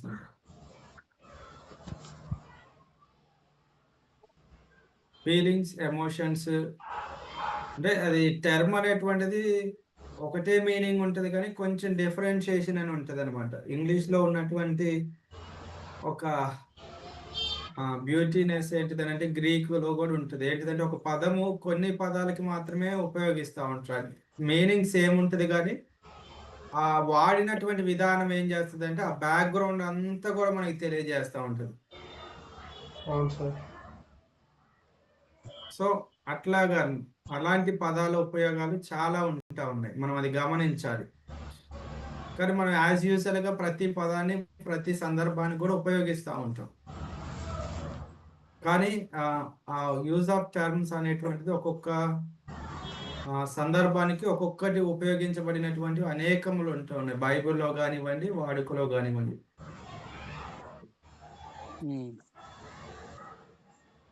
ఇప్పుడు బ్యూటిఫుల్ అనేటువంటి పదం ఉంది, హ్యాండ్సమ్ అనేటువంటి పదం ఉంది. సో రెండు అందమైన అనేటువంటిదే వస్తూ ఉంటది.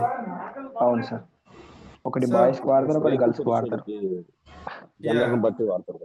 సో అట్లాగా అన్నమాట, అలాంటి మనము తెలుసుకోవాలి. సో హ్యాండ్సమ్ పార్లర్ అని ఉండాలి, మెన్స్ బ్యూటీ పార్లర్ అని వాడతారు. నాకు నవ్వొస్తా ఉంటది అన్నమాట అది చూసినప్పుడల్లా, ఎందుకంటే అది అర్థం లేని బోర్డు. మెన్స్ బ్యూటీ పార్లర్ అని వాడకూడదు, మెన్స్ హ్యాండ్సమ్ పార్లర్ అని వాడాలి. బ్యూటీ అనేటువంటిది స్త్రీలకు వాడవలసినటువంటి పదం. బ్యూటీ పార్లర్ అంటే అందరికి అర్థమైపోతుంది. కానీ వాళ్ళు ఏం చెప్పాలనుకున్నారంటే పురుషులకు కూడా మేము పార్లర్ ఓపెన్ చేసామని. సో అలాగే ఓకే, మనం ముందుకు వెళ్దాం. భావోద్రేకాలు. సో ఫీలింగ్స్, ఎమోషన్స్ అన్నాను కదా, దాన్ని వివరించడానికి చెప్పాను. సో భావోద్రేకాలు ఏం చేశారండి దేవదూతలు? ఏం చేసాయి అసలుకి? ఎలాగ రియాక్ట్ అయ్యాయి అవి బైబిల్లో చెప్పండి. స్వభావం. మళ్ళీ నెక్స్ట్ పాయింట్ భావోద్వేగాలు సార్. ఇప్పుడు వ్యక్తిత్వంలో తెలివి అయిపోయింది కదా, తెలివి తర్వాత నెక్స్ట్ పాయింట్ ఏంటిదని అంటే భావోద్రేకాలు. అంటే కోపం, నవ్వడం, ఆశ్చర్యం. సో దాంట్లో మీరేం గమనించారు? దేవదూతలు ఎలా ఫీల్ అయ్యాయి బైబిల్లో? ఎక్కడైనా సంతోషపడ్డట్టు కానీ, ఎక్కడైనా ఆకలి కొన్నట్టు కానీ, సంతోషపడ్డట్టు, క్రీస్తు యొక్క వర్తమానం చెప్పడానికి సంతోషపడ్డట్టుగా చదివినట్టు. లూకాసు వార్త 15:10 చదవండి. లూకాసు వార్త 15:10. సార్ ఇప్పుడు ఈ లూకా 15:10 రిఫరెన్సెస్ ఇప్పుడు ఎమోషన్, ఫీలింగ్స్ దానికోసమే కదా సార్ ఇప్పుడు? అవునవును. ఓకే, లూకా 15:10. అటువలే మారు మనసు పొంది ఒక పాపి విషయమై దేవుని దూతల ఎదుట సంతోషము కలుగునని మీతో చెప్పుచున్నానని. మరియు ఆయన ఎట్లా నేను ఒక మనిషినికి చాలు మనం అన్ని చదవలేము. Sorry for the disturbance. అంటే మధ్యలో ఆఫ్ చేస్తున్నాను, ఎందుకంటే రిఫరెన్స్ అంతా చదివితే టైం సరిపోదు. ఒక పాపి మారు మనసు పొందినప్పుడు దేవదూతలు కూడా ఏం చేస్తాయి అంటే సంతోషిస్తాయి. సో అంటే వాటికి ఏం ఫీలింగ్ ఉందంటే సంతోషించే ఫీలింగ్ ఉంది. తర్వాత ఏం చేస్తాయంటే దేవుని ఆరాధిస్తుంటాయి, పాటలు పాడుతూ ఉంటాయి. యోబు గ్రంథము 38:7 ఉంటుంది కదా, మనం ఇంతకుముందు చదువుకున్నాం. ఏం చేస్తానంటే పాటలు పాడుతూ ఉన్నాయి. 38:7 చదవండి. యోబు 38:7.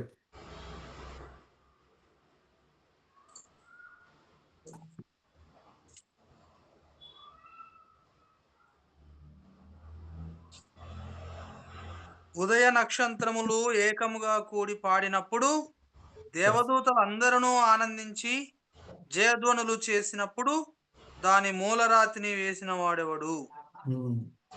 దేవదూతలు అందరూ జయధ్వనులు చేశారు. జయధ్వనులు అంటే మనం ఏమంటే ఎంకరేజ్ చేస్తూ ఉంటాయి అనమాట. సో ఎవరైనా ఒక 6 కొట్టారనుకో వికెట్లో, మనం కూడా ఏం చేస్తాం చెప్పండి? భావోద్వేగం చూపిస్తాం. ఎస్ అలాగనమాట. సో ఇంకొక రిఫరెన్స్ కూడా రాసుకోండి. Hebrews chapter 1:6. హెబ్రీలకు రాసిన పత్రిక 1:6. మిగతా వాళ్ళు ఉన్నారా అండి? వీడియోస్ ఆన్ చేయని వాళ్ళు కూడా ఉన్నారా? ఉన్నామండి. కొంచెం దీంట్లో ఛార్జింగ్ కొంచెం తక్కువ ఉండి వీడియో ఆన్ చేయలేకపోతుంది. Okay fine. మిగతా వాళ్ళు ఆన్ చేయండి. ఆనందన మరియు ఆయన ఫుల్ కనిపిస్తుంది ఆనందన. కనిపిస్తుంది.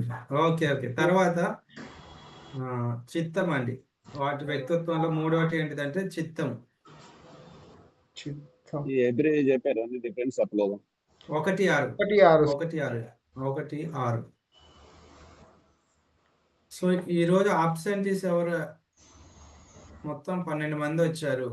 కిరణ్ రాలేదు, వరప్రసాద్ రాలేదు, తర్వాత ఇంకా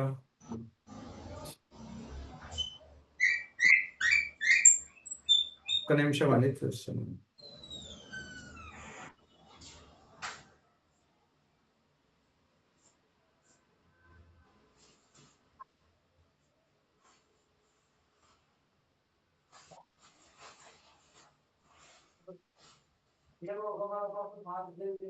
దర్శన్ గారు రాలేదు.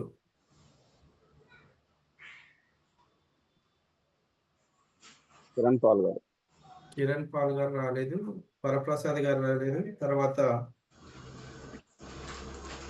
ఈ తిమోతి గారి గురించి ఏమైనా ఐడియా ఉందండి ఎవరికైనా? తిమోతి స్టార్టింగ్ లో జాయిన్ అయ్యాడు, మళ్ళీ కనబడట్లేదు. రిమూవ్ చేసేద్దాం అనుకుంటున్నాను. శ్యామ్ హలో సార్ మీకేమైనా ఐడియా ఉందా తిమోతి గురించి? లేదు సార్. గుర్తున్నాడా? ఏమో సార్ గుర్తులేదు. చాలా రోజులు అవుతుంది కావచ్చు సార్ జాయిన్ అవ్వక అతను. స్టార్టింగ్ లో జాయిన్ అయ్యాడు కదా, కొంచెం బక్కగా ఉండేటాడు, ఎప్పుడు చూసినా మనకి టీ స్టార్ లో కనపడతా ఉంది. ఆటోలోనేనా సార్? ఆటోలో ఉంటాడా? అది. ఆటోలో ఉంటాడా? డ్రైవింగ్. ఓకే. సో ఆయన ఎవరికైనా తెలిసింటే చెప్పండి, లేదంటే రిమూవ్ చేసేది. 3 వీక్స్ అవుతుంది. సార్ నేను కూడా ఈ రోజు జాయిన్ కాకపోతే రిమూవ్ అయిపోయింది సార్. అంతే అండి, అంటే ఏ భేదము లేదు కదా దేవుడి దగ్గర. అంతే. ఫ్రాంక్లిన్ గారు, జోసెఫ్ ఫ్రాంక్లిన్ గారు మ్యూట్ లో పెట్టండి. సో ఏ భేదం లేదు కాబట్టి రిమూవ్ చేసేసి 3 months 3 weeks లో కనబడకపోతే కట్అవుట్ ఉండదు. డిటైన్ చేయడం. ఊరెళ్ళాను సార్, అక్కడ బాగుండదని చెప్పి. Okay sir okay okay carry అయిన చిత్తము వాటిని అవి ఏం చేయాలనుకుంటున్నాయి. సో దేవదూతలు భావోద్రేకాలు అయిపోయిన తర్వాత చిత్తము. సో దేవదూతలకి కోపం లేదండి, దేవదూతలకి అసూయ లేదు, దేవదూతలకి ఫీలింగ్స్ లేవు. సో అవి సంతోషపడతాయి, ఎంకరేజ్ చేస్తాయి, ఆరాధిస్తూ ఉంటాయి. సో అవి వాటి యొక్క భావోద్రేకాలు. చిత్తం అంటే ఏం చేయాలనుకుంటున్నాయి, ద విల్ ఆఫ్ ఏంజల్స్ అంటారు కదా.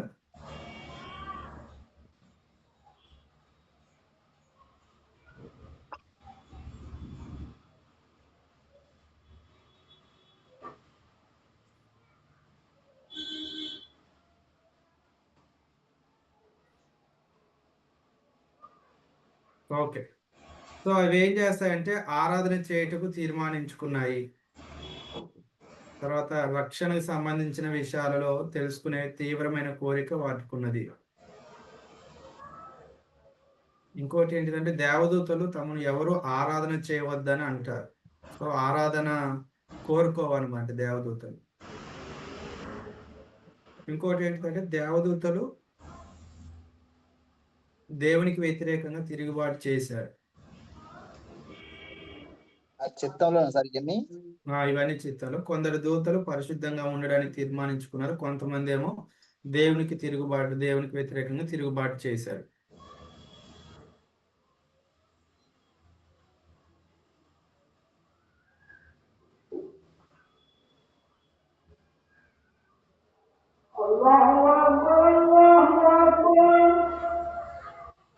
ఆరాధన చేస్తాయి కదా, ఆరాధన చేస్తాయి కానీ ఆరాధన చేయించుకోవు. వాటి స్వభావం అదే. దూతలు స్పిరిచువల్ బీయింగ్స్. తర్వాత దాని స్వభావంలోనే దూతలు ఆత్మలు. దూతలు ఆత్మలు. చిత్తం అయిపోయినాక కదా సార్? చిత్తం అయిపోయినాక దూతలు ఆత్మలు. సో అది అపవిత్రాత్మ అయినవచ్చు, దురాత్మ అయినవచ్చు, కానీ అవి మాత్రము ఆత్మలు. వాటికి మనలాగా శరీరం లేదండి, దూతలకి మనలాంటి శరీరం లేదు, కానీ అవి శరీరంలోనికి శరీరాన్ని ధరించుకునేటువంటి శక్తిని అయితే కలిగి ఉన్నాయి దేవుడు తనకు పని అప్పగించినప్పుడు.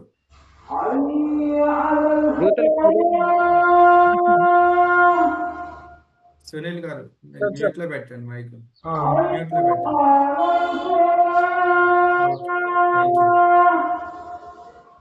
సో దూతలు అపవిత్రాత్మలు అంటే ఆత్మలు అండి. దూతలు ఎవరు అని అంటే ఆత్మలు. మనం దేవుడు ఎవరని అంటే మనం ఆయన వ్యక్తి అని చెప్పాము. క్రీస్తు ఎవరంటే వ్యక్తి. తర్వాత పరిశుద్ధాత్మ ఎవరు అని అంటే ఒక వ్యక్తిగా మనం చెప్పాం కదా. అవును. సో ఆ విధంగానే దూతలు ఎవరంటే వ్యక్తులు కాదు, ఓన్లీ స్పిరిచువల్ బీయింగ్స్.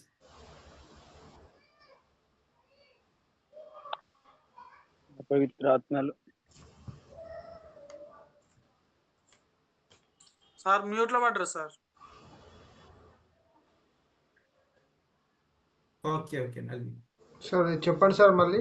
దూతలు దూతలు ఆత్మలు కాదు. ఆత్మలు అవును సార్.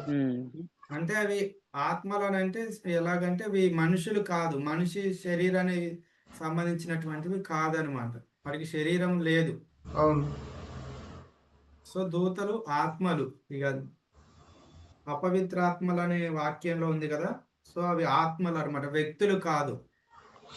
ఓకే ఆత్మలు ఓన్లీ అవి. ఆ.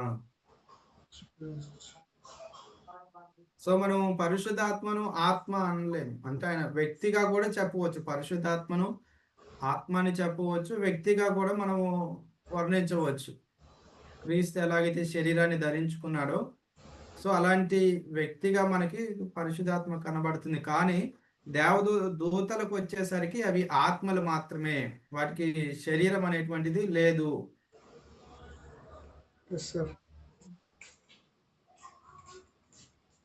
ఒకటే నాయగారు దూతలు అపవిత్ర ఆత్మలు. ఇంకా దూతలు ఆత్మలు, దాంట్లో ఎగ్జాంపుల్ ఏంటిదంటే అపవిత్ర ఆత్మలు. ఆత్మలు అనేటువంటి పదానికి ఇచ్చారనమాట అంతే. అంటే దీంట్లో పవిత్రాత్మ మెన్షన్ చేయగలరా సార్? పవిత్రాత్మ అనేటువంటిది మెన్షన్ చేయొచ్చు. అయితే ఆత్మ అంటే ఏంటంటే మనము భౌతికముగా ఎముకలు మాంసం లేనిది. సో ఆత్మలు అంటే అవి ఏంటిదంటే భౌతికంగా అనగా మనిషిలాగా ఎముకలు మాంసం లేనిది, దానిని ఆత్మ అంటారు. స్పర్శ కూడా ఉండదండి. అంటే అవి in the form of human వచ్చినప్పుడు మాత్రం ఉంటాయి. అంటే అవి మనుషుల శరీరాన్ని ధరించుకొని వచ్చినప్పుడు మాత్రము వాటికి అవి ఉంటాయి. కానీ యాక్చువల్లీ ఫామ్ లో మాత్రం వాటికి ఎముకలు లేని మాంసం లేనివి అనమాట. ఒకసారి లూకాసు వార్త 24:39 చదవండి. 24:39.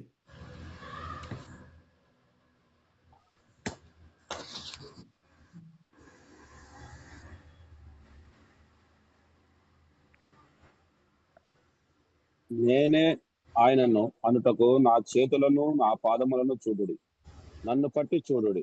నాకున్నట్టుగా మీరు చూచుచున్న ఎముకలను మాంసమును భూతమున ఉండవని చెప్పి తన చేతులను పాదములను వారికి చూపాను. చూడండి, ఆత్మలకి ఏంటిదని అంటే స్పిరిట్స్ కి చెప్తున్నాం కదా, వాటికి ఏముండదు, ఎముకలను మాంసము ఉండదు.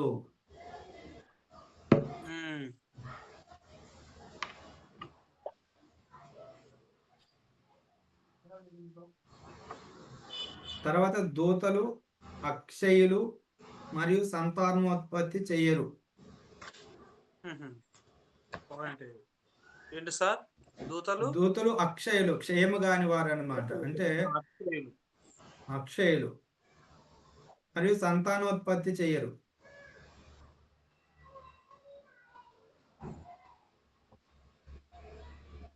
మానవ శరీరం అనేటువంటిది క్షయమయ్యేటువంటిది, ఇది మన శరీరం. అందుకే ఈ శరీరము క్షయమైనటువంటిది అక్షయతను ధరించుకునే వాక్యం ఉంది కాబట్టి సో వారు అక్షయులు అన్నమాట.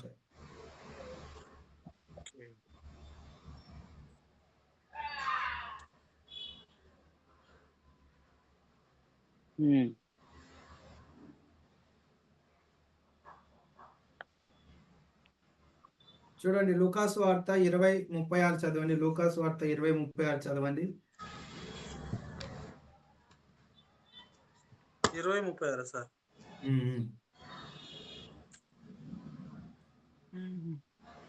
వారు పునరుద్ధానంలో పాలువారయుండి దేవదూత సమానులను దేవుని కుమారులైన ఉందురు గనుక వారికను చావనేరరు. చూడండి, దేవదూతలు మరణం లేదండి వాటికి. సో పతనమైనటువంటి దూతలు, సాతాను అపవాది సంబంధులు మాత్రం వాటికి నిత్య శిక్ష ఉంది, నిత్య నరకాగ్ని ఉంది, వాళ్ళు నశిస్తారు. కానీ దేవదూతలకైతే మరణం లేదు. సో దేవుడు మనిషిని కూడా పాపం లేని వాడిగా సృష్టించినప్పుడు మనకు కూడా మరణం లేదు. కానీ ఎప్పుడైతే దేవుని ఆజ్ఞను మీరి తినవద్దన్న పండుని తిన్నారో అప్పుడు మనిషికి ఏమొచ్చిందని అంటే మరణం అనేటువంటిది సంక్రమించింది. సో అందుకనే దూతలు అక్షయులు అనమాట, మరణించరు. రెండోది ఏంటిదంటే మనుషులాగా వాళ్ళు అభివృద్ధి చెందరు అనమాట. అంటే సంతానోత్పత్తి ఉండదు, పెళ్లి చేయడం పెళ్లికి ఇవ్వడం లాంటిది ఉండదు వాటికి.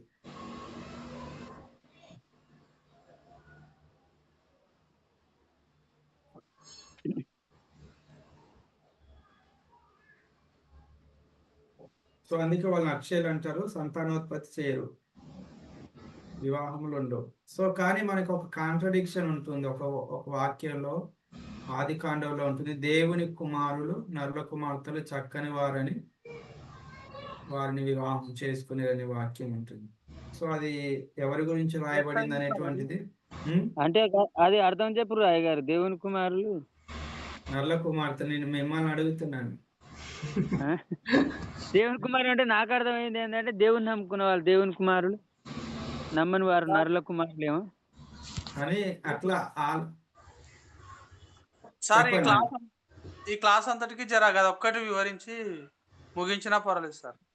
అట్లా అది ముగించడానికి అది ఏంటిదని అంటే అండి, కొన్ని ప్యాసేజెస్ బైబిల్లో ఉన్న వాటిని మనము మన ఊహలో కరెక్ట్ అని చెప్పలేము. అది అయితే సార్ అంటే ఇప్పుడు దానికి చాలా థియాలజికల్ కాంట్రడిక్షన్స్ ఉంటాయి. అంటే ఒక్కొక్క బైబిల్ పండితుడు ఒక విధమైనటువంటి నిర్వచనం ఇస్తూ ఉంటాడు. మనం దేవదూతలు అని చెప్పేసి డైరెక్ట్ గా చెప్పలేము. మన ఆనందరావు గారు అన్నట్లుగా దేవుని కుమారులు అంటే దేవుని అంగీకరించిన వారని చెప్పలేము. అయ్యగారు చెప్పండి. ఇప్పుడు దేవదూతలకి సంతాన అభివృద్ధి చేయరు అని వచ్చింది కదా ఇంట్లో. అవును. మరి వాళ్ళు చేయనప్పుడు వాళ్ళకు మళ్ళీ వీళ్ళు ఎట్లా పోతారు అని నాకు అనుమానం వచ్చే. ఓకే ఓకే మీరు మంచి మాటే చెప్పారు. సో కొంతమంది ఏమంటారంటే మీరు అన్నట్లుగా దేవుని కుమారులు అంటే ఆదాము దేవుని యొక్క కుమారుడుగా ఎంచబడ్డాడు, దేవుని కుమారుడుగా. సో వాళ్ళు దేవుని అంగీకరించినటువంటి వాళ్ళు దేవుని కుమారులు అంటారు. అంటే అది మనం అనుకోవడం వరకే, పక్కా అది రాయబడలే అన్నట్టు. నరుల కుమార్తెలు ఎవరు? సో అదే చెప్పాను కదా, అది అంతా కాంట్రడిక్షన్ టాపిక్ గా ఉంటాయి అని చెప్పేసి. కొన్ని అది పెద్దగా లోతుగా పోకుండా కానీ ఇట్లయితే అర్థం చేసుకుంటే సరిపోతుంది. అట్లా చేసుకునే కాదన్న అది, అందుకే అన్నాడు కాంట్రడిక్షన్ చాలా పెద్దది, లోతుగా వెళ్ళాలి. అది పెద్దదైనా ఎవరు చూసినా గదే చెప్తున్నారు మళ్ళా. అంతే, అందుకనే అండి వాటిని. అంటే ఇప్పుడు ఏమైంది అంటే మనం ఒక దానికి కంక్లూజన్ ఇచ్చామనుకో, వాళ్ళు ఇంకొకటి అడుగుతారు క్వశ్చన్. అది సో ఇది ఇట్లా ఎందుకు ఉంది, అట్లుంది ఎందుకు అని చెప్పేసి ఎవరి నమ్మకానికి వాళ్ళకి వదిలేస్తారు అనమాట వాటిని, కొన్ని విషయాలని. అదే కొన్ని విషయాలు ఇప్పుడు చెప్పిన దాంట్లోనే మళ్ళీ అది చూస్తే కుదురుతలేదు దానికి దీనికి. ఓకే, అందుకనే చెప్పాను. ఓకే, తర్వాత దూతలు లింగ భేదం లేని వారు. అది చూసిన అంటే ఇప్పుడు గదే అనుకున్నాం చూడు అయ్యగారు, దూతలకి ఇప్పుడు ఆడ మగాని ఉండదని అంటే చూడు. అవును, దానికి అన్నట్టు నేను అదే మీరు చెప్పింది కరెక్ట్, నాకు అర్థమైంది. మీరు చెప్పింది నాకు క్లియర్ గా అర్థమైంది.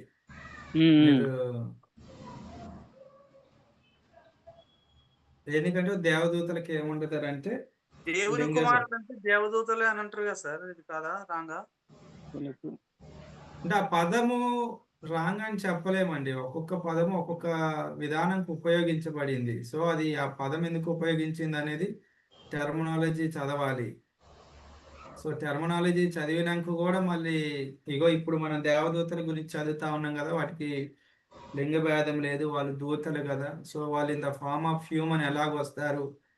సో అలా అది మనము ఏంటిదనంటే మిథికల్ స్టోరీ లాగా అయిపోతా ఉంటుంది. ఒకవేళ మనం దేవదూతలే వచ్చి నరుల కుమారులతో వారు పాపం చేసి ఉన్నారని అంటే, లైక్ మనం రామాయణం వినేటప్పుడు ఎట్లయితే మిత్ స్టోరీలు వింటున్నామో ఆ స్టోరీ లాగా అయిపోతా ఉంటది, రాక్షసులు అన్నట్టే వస్తుంది.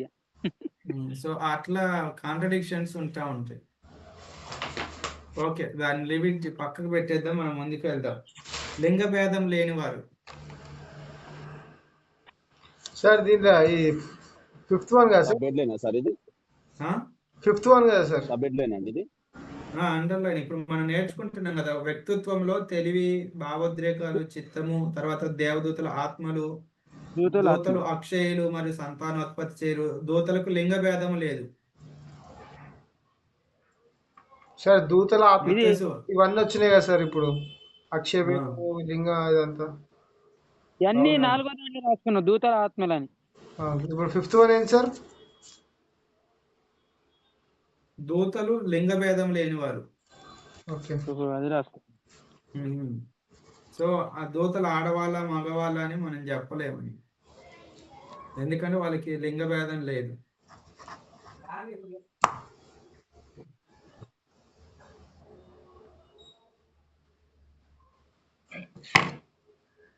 కానీ బైబిల్లో ఎక్కువ సార్లు దూతలు పురుషుని వలె కనబడ్డారండి. అవును. ఆది కాండము 18:2 చదవండి. అవును. ఆది కాండము 18:2. అతడు కన్నులెత్తి చూసినప్పుడు 3 మనుషులు అతని ఎదుట నిలవబడి ఉండిరి. ఉమ్. అతడు వారిని చూసి గుడారపు వాటి నుండి వారిని ఎదుటకు పరిగెత్తి నేల మట్టుకు వంగి, ప్రభువా, నీ కటాక్షము నా మీద ఉన్న ఎడల ఇప్పుడు నీ దాసుని దాటిపోవద్దు. అంతేనా సార్? ఓకే. దాటిపోవద్దు, నేను కొంచెం నీళ్లు తెప్పించదను, దయచేసి కాళ్ళు కడుక్కొని ఈ చెట్టు కింద అలసట తీర్చుకొనుడి. కొంచెం ఆహారం తెచ్చేదను, మీ ప్రాణములను బలపరుచుకొనుడి, ఓకే తర్వాత ఓకే మీరు వెళ్ళవచ్చును. ఒక్క నిమిషం, నాకు అర్జెంట్ ఫోన్ కాల్ వస్తుంది.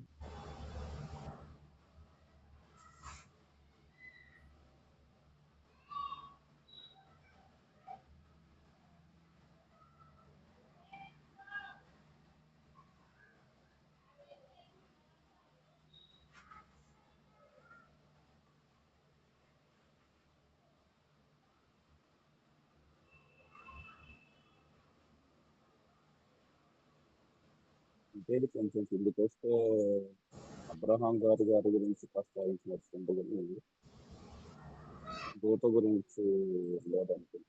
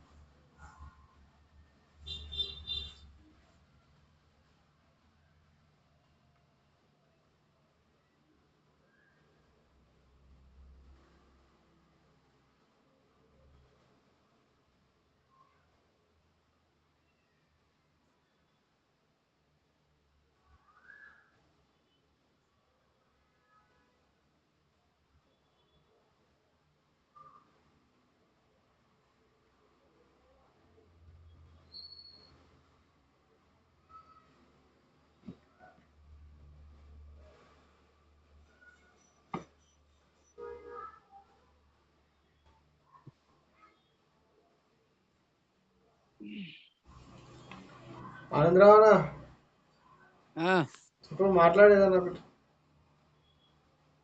ఆనందన్నకు నాకు ఒకసారి దాహం అవుతుంది. ఓకే ఓకే సారీ అండి, urgent no phone problem call sir, వచ్చింది. No problem.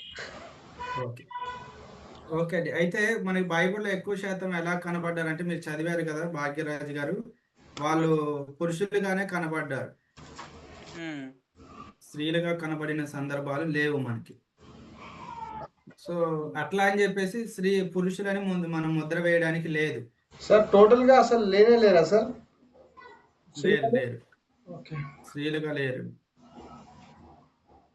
స్త్రీలుగా ఎవరి దగ్గరకు వచ్చినట్టు లేదు. Okay okay.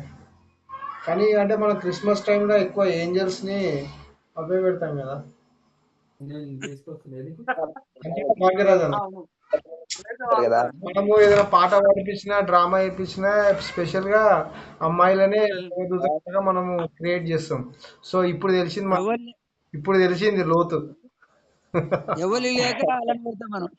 నేను అంతే కదా. టీచర్ కూడా ఒక సాంగ్ పాడా సాంగ్ లో దూతలు వచ్చేనంట సందడి అన్న పాట పాడినప్పుడు దాంట్లో దూతలు అంటే ఫీమేల్ కేటగిరీ ఫీమేల్ కి మేల్ కేటగిరీ ఉంటే ఒక ఆయన అన్నాడు అది ఫీమేల్ కేటగిరీ కాదు మేల్ కేటగిరీ రావాలి వచ్చాడంట అని రావాలి వచ్చింది అని రాకూడదని చెప్పి నుంచి అదే అనుకున్నాం.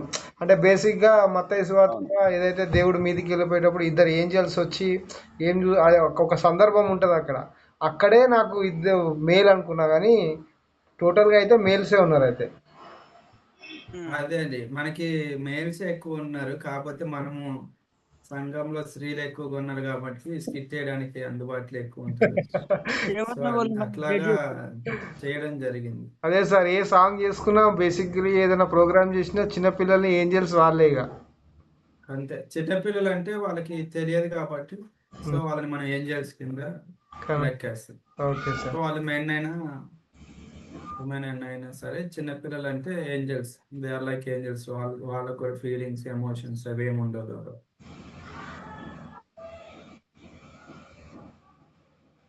అర్థమైందా సునీల్ బ్రదర్? ఓకే అండి. డౌట్స్ ఉంది ఏమన్నా వాళ్ళకి? చెప్పండి. దూతలు ఆహారం తింటే తింటాయండి. దేవదూతలు భుజించే ఆహారము మన్నా అని ఉండే కదన్నా, మళ్ళీ అంటావు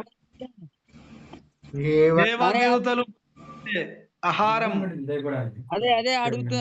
ఇప్పుడు మనం కొంచెం తెలుసుకున్నాం అని అలా ఉంది పాత నిబంధనలో దేవదూతలు తినే ఆహారం అని. మీరు ఎంతసేపు విన్నారు కదా క్లాస్, మీరే చెప్పాలా. దేవదూతలు ఆహారం తిన్నారని ఉంది అంటే వాటికి దేవదూతల ఆహారం అని ఉంది కాబట్టి అవి తిన్నాయి అని మీరు అంటారా? రైట్ రైట్ అంటే దాని సమాధానం చెప్పలేదు మీరు. సమాధానం చెప్పాలి రైట్ అంటారు. మీరు అడిగిన క్వశ్చన్ ఆనందన నువ్వు మ్యూట్లోకి వెళ్ళిపోయాను క్వశ్చన్ అడగగానే. అక్కడ ఎవరు పిలిచినట్టు కానీ ఆనందరావు గారు మీరే సమాధానం చెప్పాలి. దేవదూతల ఆహారం అని ఉంది అంటే దేవదూతల ఆహారం తింటాయా తినయా అనేది మీరే చెప్పాలి. ఇంతసేపు క్లాస్ విన్నారు. అదే గాడొక్కటే ఉంది దేవదూతల ఆహారం అన్నది. నేను అనుకున్నా మరి ఆ దేవదూతల ఆహారము భుజించిరి అంటే వీళ్ళు ఇశ్రాయేల్ ప్రజలు తిన్నారు కదా, వాళ్ళు కూడా తిన్నట్టు అని అనుకుంటున్నా. అంతేగాని తిన్నది పక్క రాయలే. ఏం చెప్తామంటారు చెప్పండి. అదే ఏం చెప్దాం అనుకున్నానా, తిన్నారా తినలేరా ఒకటే చెప్పు. దేవదూతలకు పెట్టే ఆహారం అంటే వాళ్ళు కూడా తింటారు అంటే ఆ ఒక్క మాటల్ని మనం అర్థం చేసుకుంటున్నాం అంతే, తింటారు అని. దానికి సార్ చెప్తాడా? మల్లేష్ పాస్టర్ గారు, మల్లేష్ గారు దానిలానే చెప్తాడు, చెప్తాడు కానీ అది కరెక్ట్ కాదు. ఏమనుకుంటున్నారు మీరు? ఏమనుకుంటున్నారు? దేవదూతల ఆహారం తింటాయరా తినరా? తినవు సార్. అవి స్పిరిట్ కదన్నా, ఆత్మలు కదన్నా, ఆత్మలని. అయితే ఇది ఎట్లాంటి దేవదూతలు తినే ఆహారం అంటే మనకి దేవదూతలు అంటే మనిషి కంటే ఎక్కువ కాబట్టి వాటి యొక్క శ్రేష్టతను తెలియపరచడానికి ఉపయోగించిన పదం అది. అంటే ఇట్ ఈస్ మోర్ ఎక్స్పెన్సిబుల్. మనం ఇప్పుడు ఏదైనా ఒకవేళ చూడండి అది బాగా చాలా ఎక్స్పెన్సివ్ కాస్ట్లీ అంటే దాన్ని మనం ఏం చెప్తాం? బంగారం వంటిది అంటాం, వజ్రాల వంటి అంటాం. అవునా కాదే? అంటే వాటి యొక్క విలువను మనం పెంచడానికి ఉపయోగించే పదము మనకి ఏదైతే ఈ లోకంలో విలువగా కనపడుతుందో దానితో పోల్చి చెప్పినప్పుడు అదేమవుతుంది అంటే దాని విలువగా మనకు కనబడుతుంది. డైమండ్స్ తో పోల్చినప్పుడు, బంగారంతో పోల్చినప్పుడు ఓ ఇది ఇంత గొప్పదా అని మనం అనుకుంటాం. సో అలాగే దేవదూతల ఆహారం పెట్టారంటే మనుషులు మామూలుగా తినేదానికంటే మీకు కొంచెం ఎక్కువ మంచి ఆహారం పెట్టాను అయినా కానీ మీరు ఇట్లా చేశారని అనడానికి ఆ పదం ఉపయోగించబడింది. రైట్ మంచిగా ఉంది. తప్ప అది దేవదూతలు తినేదైతే కాదు. ఆనందన మంచిగా దేవదూతలు తినే ఆహారం కాదండి. అయితే స్పిరిట్ కదా, తినవు కదా, ఆత్మలు తింటాయి. స్పిరిట్స్ అని చెప్పాం కదా ఇప్పటి వరకు మనం. ఆత్మలకి శరీరం లేదని చెప్పాము. తర్వాత ఎట్లా తింటాడు? తర్వాత వాటికి ఎముకలు లేదు, మాంసం లేదని చెప్పి. నేను అనేది ఏంటంటే ఇప్పుడు ఈడ క్లియర్ గా మనకు తెలిసిపోద్ది అన్నట్టు. ఇప్పుడు అది హెచ్చరిక చేయటం మంచిదని, అదొకటి అనుమానం ఉండే. కరెక్టే, అనుమానం పోయింది కదా, అనుమానమే పెరిగిపోతాం. సార్ మాకు మెయిన్ ఏంటంటే అదైతే చెప్పండి సార్. చెప్తాను మళ్ళా నెక్స్ట్ క్లాస్ లో మీరు మాకు అది చెప్పారు అనుకోండి. ఓకే, చెప్తాను, ఖచ్చితంగా చెప్తాను. తర్వాత దూతలు పురుషుని వలె కనిపిస్తారు, స్త్రీల వలె కాదు. బైబిల్ గ్రంథంలో ఎక్కడైనా వాళ్ళు పురుషులాగా కనపడ్డారు కానీ స్త్రీలలాగా కనపడలేదు. తర్వాత దూతల భౌతిక స్థలానికి సంబంధించబడిన వారు కాదు. అంటే భౌతిక అంటే భూమికి సంబంధించినటువంటి వ్యక్తులు కాదు. దూతలు భౌతిక స్థలానికి అంటే మనలాగా భూమికి పర్మనెంట్ అయిన వాళ్ళు కాదు. వాళ్ళకి పరలోకానికి వెళ్ళే వాళ్ళు, భూమి మీదకి వచ్చేటువంటి వాళ్ళు, అంటే వాళ్ళ పని నిమిత్తం వచ్చి వెళ్ళేటువంటి వాళ్ళు, కానీ దే రెసిడెంట్స్ అంటే దే సిటిజన్షిప్ ఇక్కడ లేదన్నమాట. సో పరలోకం దూతలు, భూమి దూతలు అనేటువంటి లేవు. సో దేవదూతలు దైవ సత్య సందేశకులు, అంటే దేవుని యొక్క సత్యాన్ని క్యారీ చేసే వాళ్ళలాగా ఉన్నారు. అయ్యగారు చెప్పండి. ఇప్పుడు నువ్వు ఆదికాండం 18వ అధ్యాయానికి వస్తాకనే అన్నం తిన్నారు అని ఉన్నది కదా, దాన్ని బట్టి ఇంకొకరు కూడా ప్రశ్న వేస్తే ఏమని చెబుదామని. తిన్నారని ఉందా అండి అక్కడ? అదే అన్నం తిన్నది దూతలు కాదు. ఆదాము కళ్ళెత్తు చూసినప్పుడు ముగ్గురు కనబడ్డారు. వాళ్ళు దేవుడు తిన్నట్టుంది, దూతలు కాదు. అదే అన్న, అక్కడ దూతలు రాయబడ్డదిగా, భోజనం చేసిరని ఉంది, అబ్రాహాము వదిలిచి పెట్టిండు అన్నట్లుంది అన్న. నేను ఆడ కూడా ఇంకోళ్ళు అడిగితే చిన్న మాట్లాడండి. ఓకే, మీరు కూలు సమాధానం చెప్పండి. నేను కూలు ఆనందరావు గారు అడిగిన మాట వాస్తవమే. ఇప్పుడు ఏంటిదంటే వాళ్ళు భోజనం చేశారు అనేటువంటి వాస్తవమే. అయితే వాళ్ళు హ్యూమన్ ఫామ్ లో వచ్చారని చెప్పాను కదా. దేవదూతలు మనుషుని శరీరాన్ని ధరించుకొని వచ్చినప్పుడు మనుషులు చేసేటువంటి పనులు చేస్తారు. సో వాళ్ళు ఇప్పుడు వాళ్ళు చేయి పట్టుకొని వాళ్ళని బయటికి తీసుకొని వెళ్ళారు, మనుషుల్లాగే వచ్చారు కాబట్టి. కానీ దాన్ని అర్థం చేసుకున్నారు అనమాట. మన దగ్గర ఇప్పుడు మనము దేవదూతలు ఆ ఫామ్ లో వస్తే మనం అర్థం చేసుకోలేము. సో దేవదూతలు ఎలాగంటే మనుషులకి మనం అర్థమయ్యే రీతిగా వాళ్ళు హ్యూమన్ ఫామ్ లో వస్తూ ఉంటారు. మనిషిని శరీరాన్ని ధరించుకొని వస్తారని చెప్పాను. అలాగే వచ్చారు. అబ్రహాం ఇంటికి కానీ లోతు ఇంటికి కూడా అలాగే వచ్చారు, పురుషుల్లాగా వచ్చారు. అట్లా వచ్చినప్పుడు తింటారు. అట్లా వచ్చినప్పుడు సేమ్ అలా అవుతారేమో కూడా తింటారు. శరీరంగా ఉన్నది కాబట్టి తింటారు అట్లా. తినిపించిన ఆత్మలై మాత్రం తినరు.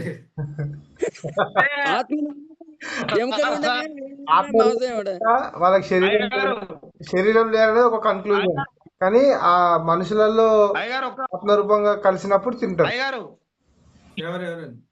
డానియల్ సార్ చెప్పండి. ఒక్క నిమిషం అయ్యగారు, ఆదికాండం 18 అయ్యగారు, ఆదికాండం 18 నాకు చిన్న డౌట్ అయ్యగారు, వీళ్ళు దేవుడా దూతలా? సార్ ఆదికాండము 18వ అధ్యాయంలో లోతు గురించి రాయబడిందండి.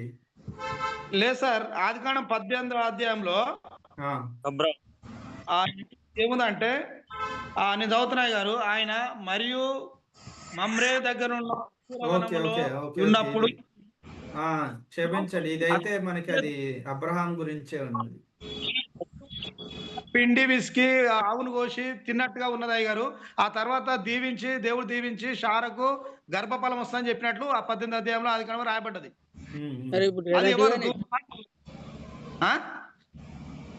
తినలేదంటే నేను చెప్తున్నా, దేవుడే దేవుడు కనబడ్డట్టుంది, భోజనం చేసినట్టుంది, రొట్టె తిన్నట్టుంది. తర్వాత దీవించి షారకు గర్భఫలం ఇస్సాకుని ఇస్తా అని చెప్పినప్పుడు షార నవ్వింది, స్త్రీ ధర్మం విడిచిపోయినట్లుగా కనపడుతుంది. ఆడ కూడా ఉంది. మళ్ళా అది యేసుక్రీస్తు ప్రభు వారు 3వ దినం తిరిగి లేచిన తర్వాత 40 రోజులు ఆడికి శిష్యుల దగ్గర పోయినప్పుడు చేపలు తింటాడు. ఒక్క నిమిషం, అక్కడ దూతలు కాదు, దేవుడు యెహోవా దేవుడు ఒక్కసారి కనబడి మళ్ళీ కళ్ళెత్తి చూసినప్పుడు ముగ్గురు మనుషులు కనబడ్డట్టుంది. అయితే అక్కడ తండ్రి కుమార ఇక్కడ పరిశుద్ధాత్మ 14 వచనాలు కూడా ముగ్గురు మనం వచ్చినట్టు చూడొచ్చు అండి. 14 వచనాలు కూడా చూడొచ్చు. యెహోవాకు అసాధ్యమేదేముందా, వెదరికి ఈ కాలం నిర్ణయ కాలం అందు మీద తిరిగి వచ్చేది అప్పుడు శారా కుమారుడు కలుగునని చెప్పింది. చూడండి, ఇక్కడ దేవుడు అనేటువంటి పదము క్లియర్ గా రాయబడి ఉంది. అయితే ఇంకొక చోట ఒకసారి ఏముంటుందని అంటే అక్కడ ఆయన దూతలు వచ్చారనేటువంటి పదం కూడా ఒకసారి రాయబడి ఉంది. ఆ రిఫరెన్స్ మనం చదివితే తెలుస్తుంది. చూస్తాను, ఆ రిఫరెన్స్ మీకు చెప్తాను. అయితే అక్కడ స్పష్టంగా ఏముందనంటే తండ్రి కుమార పరిశుద్ధాత్మగా దేవుడు వచ్చాడనేటువంటి పదం ఉంది. కానీ ఇక్కడ మనం చూస్తే ఎవరు లోతు దగ్గర మాత్రము దేవదూతలు వచ్చినట్లుగా స్పష్టంగా కనపడతా ఉంది, ఇద్దరు మనుషులు అనేటువంటి పదం. Okay sir. అవును. సో తర్వాత దూతలు భౌతిక స్థలానికి సంబంధించిన వారు కాదు. తర్వాత దూతలు సత్య సందేశకులు. తర్వాత దూతలు మనుషుల కంటే ఉన్నతమైన వారు. దూతలు బహుబలవంతులు. వాళ్ళ స్వభావం ఏంటి? రాసుకోండి. ఫస్ట్ ఇది దూతలు భౌతిక స్థలానికి సంబంధించిన వారు కారు.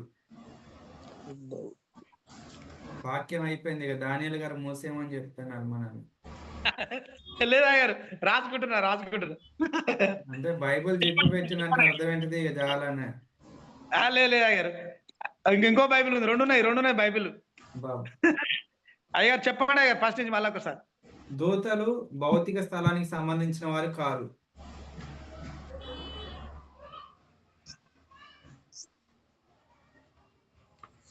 సార్ తర్వాత దూతలు దైవ సత్య సందేశకులు. దూతలు దైవ సత్య సందేశకులు. దూతలు మనుషుల కంటే ఉన్నతమైన వారు. దూతలు బహుబలవంతులు.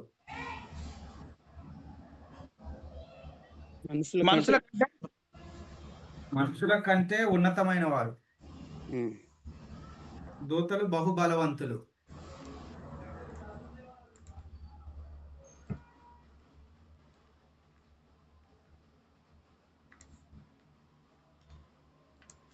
ఓకే, బహుబలవంతులు అంటే బహుబలవంతులు అంటే ఒక దూత మనుషుని కంటే ఎక్కువ బలంగా ఉండి 10,000 మందినైనా చంపేస్తారు. సార్ దూతలు అయ్యారు మొదటిది దూతలు భౌతిక స్థలానికి చెందినవారా? కాదు, చెందినవారు కాదండి.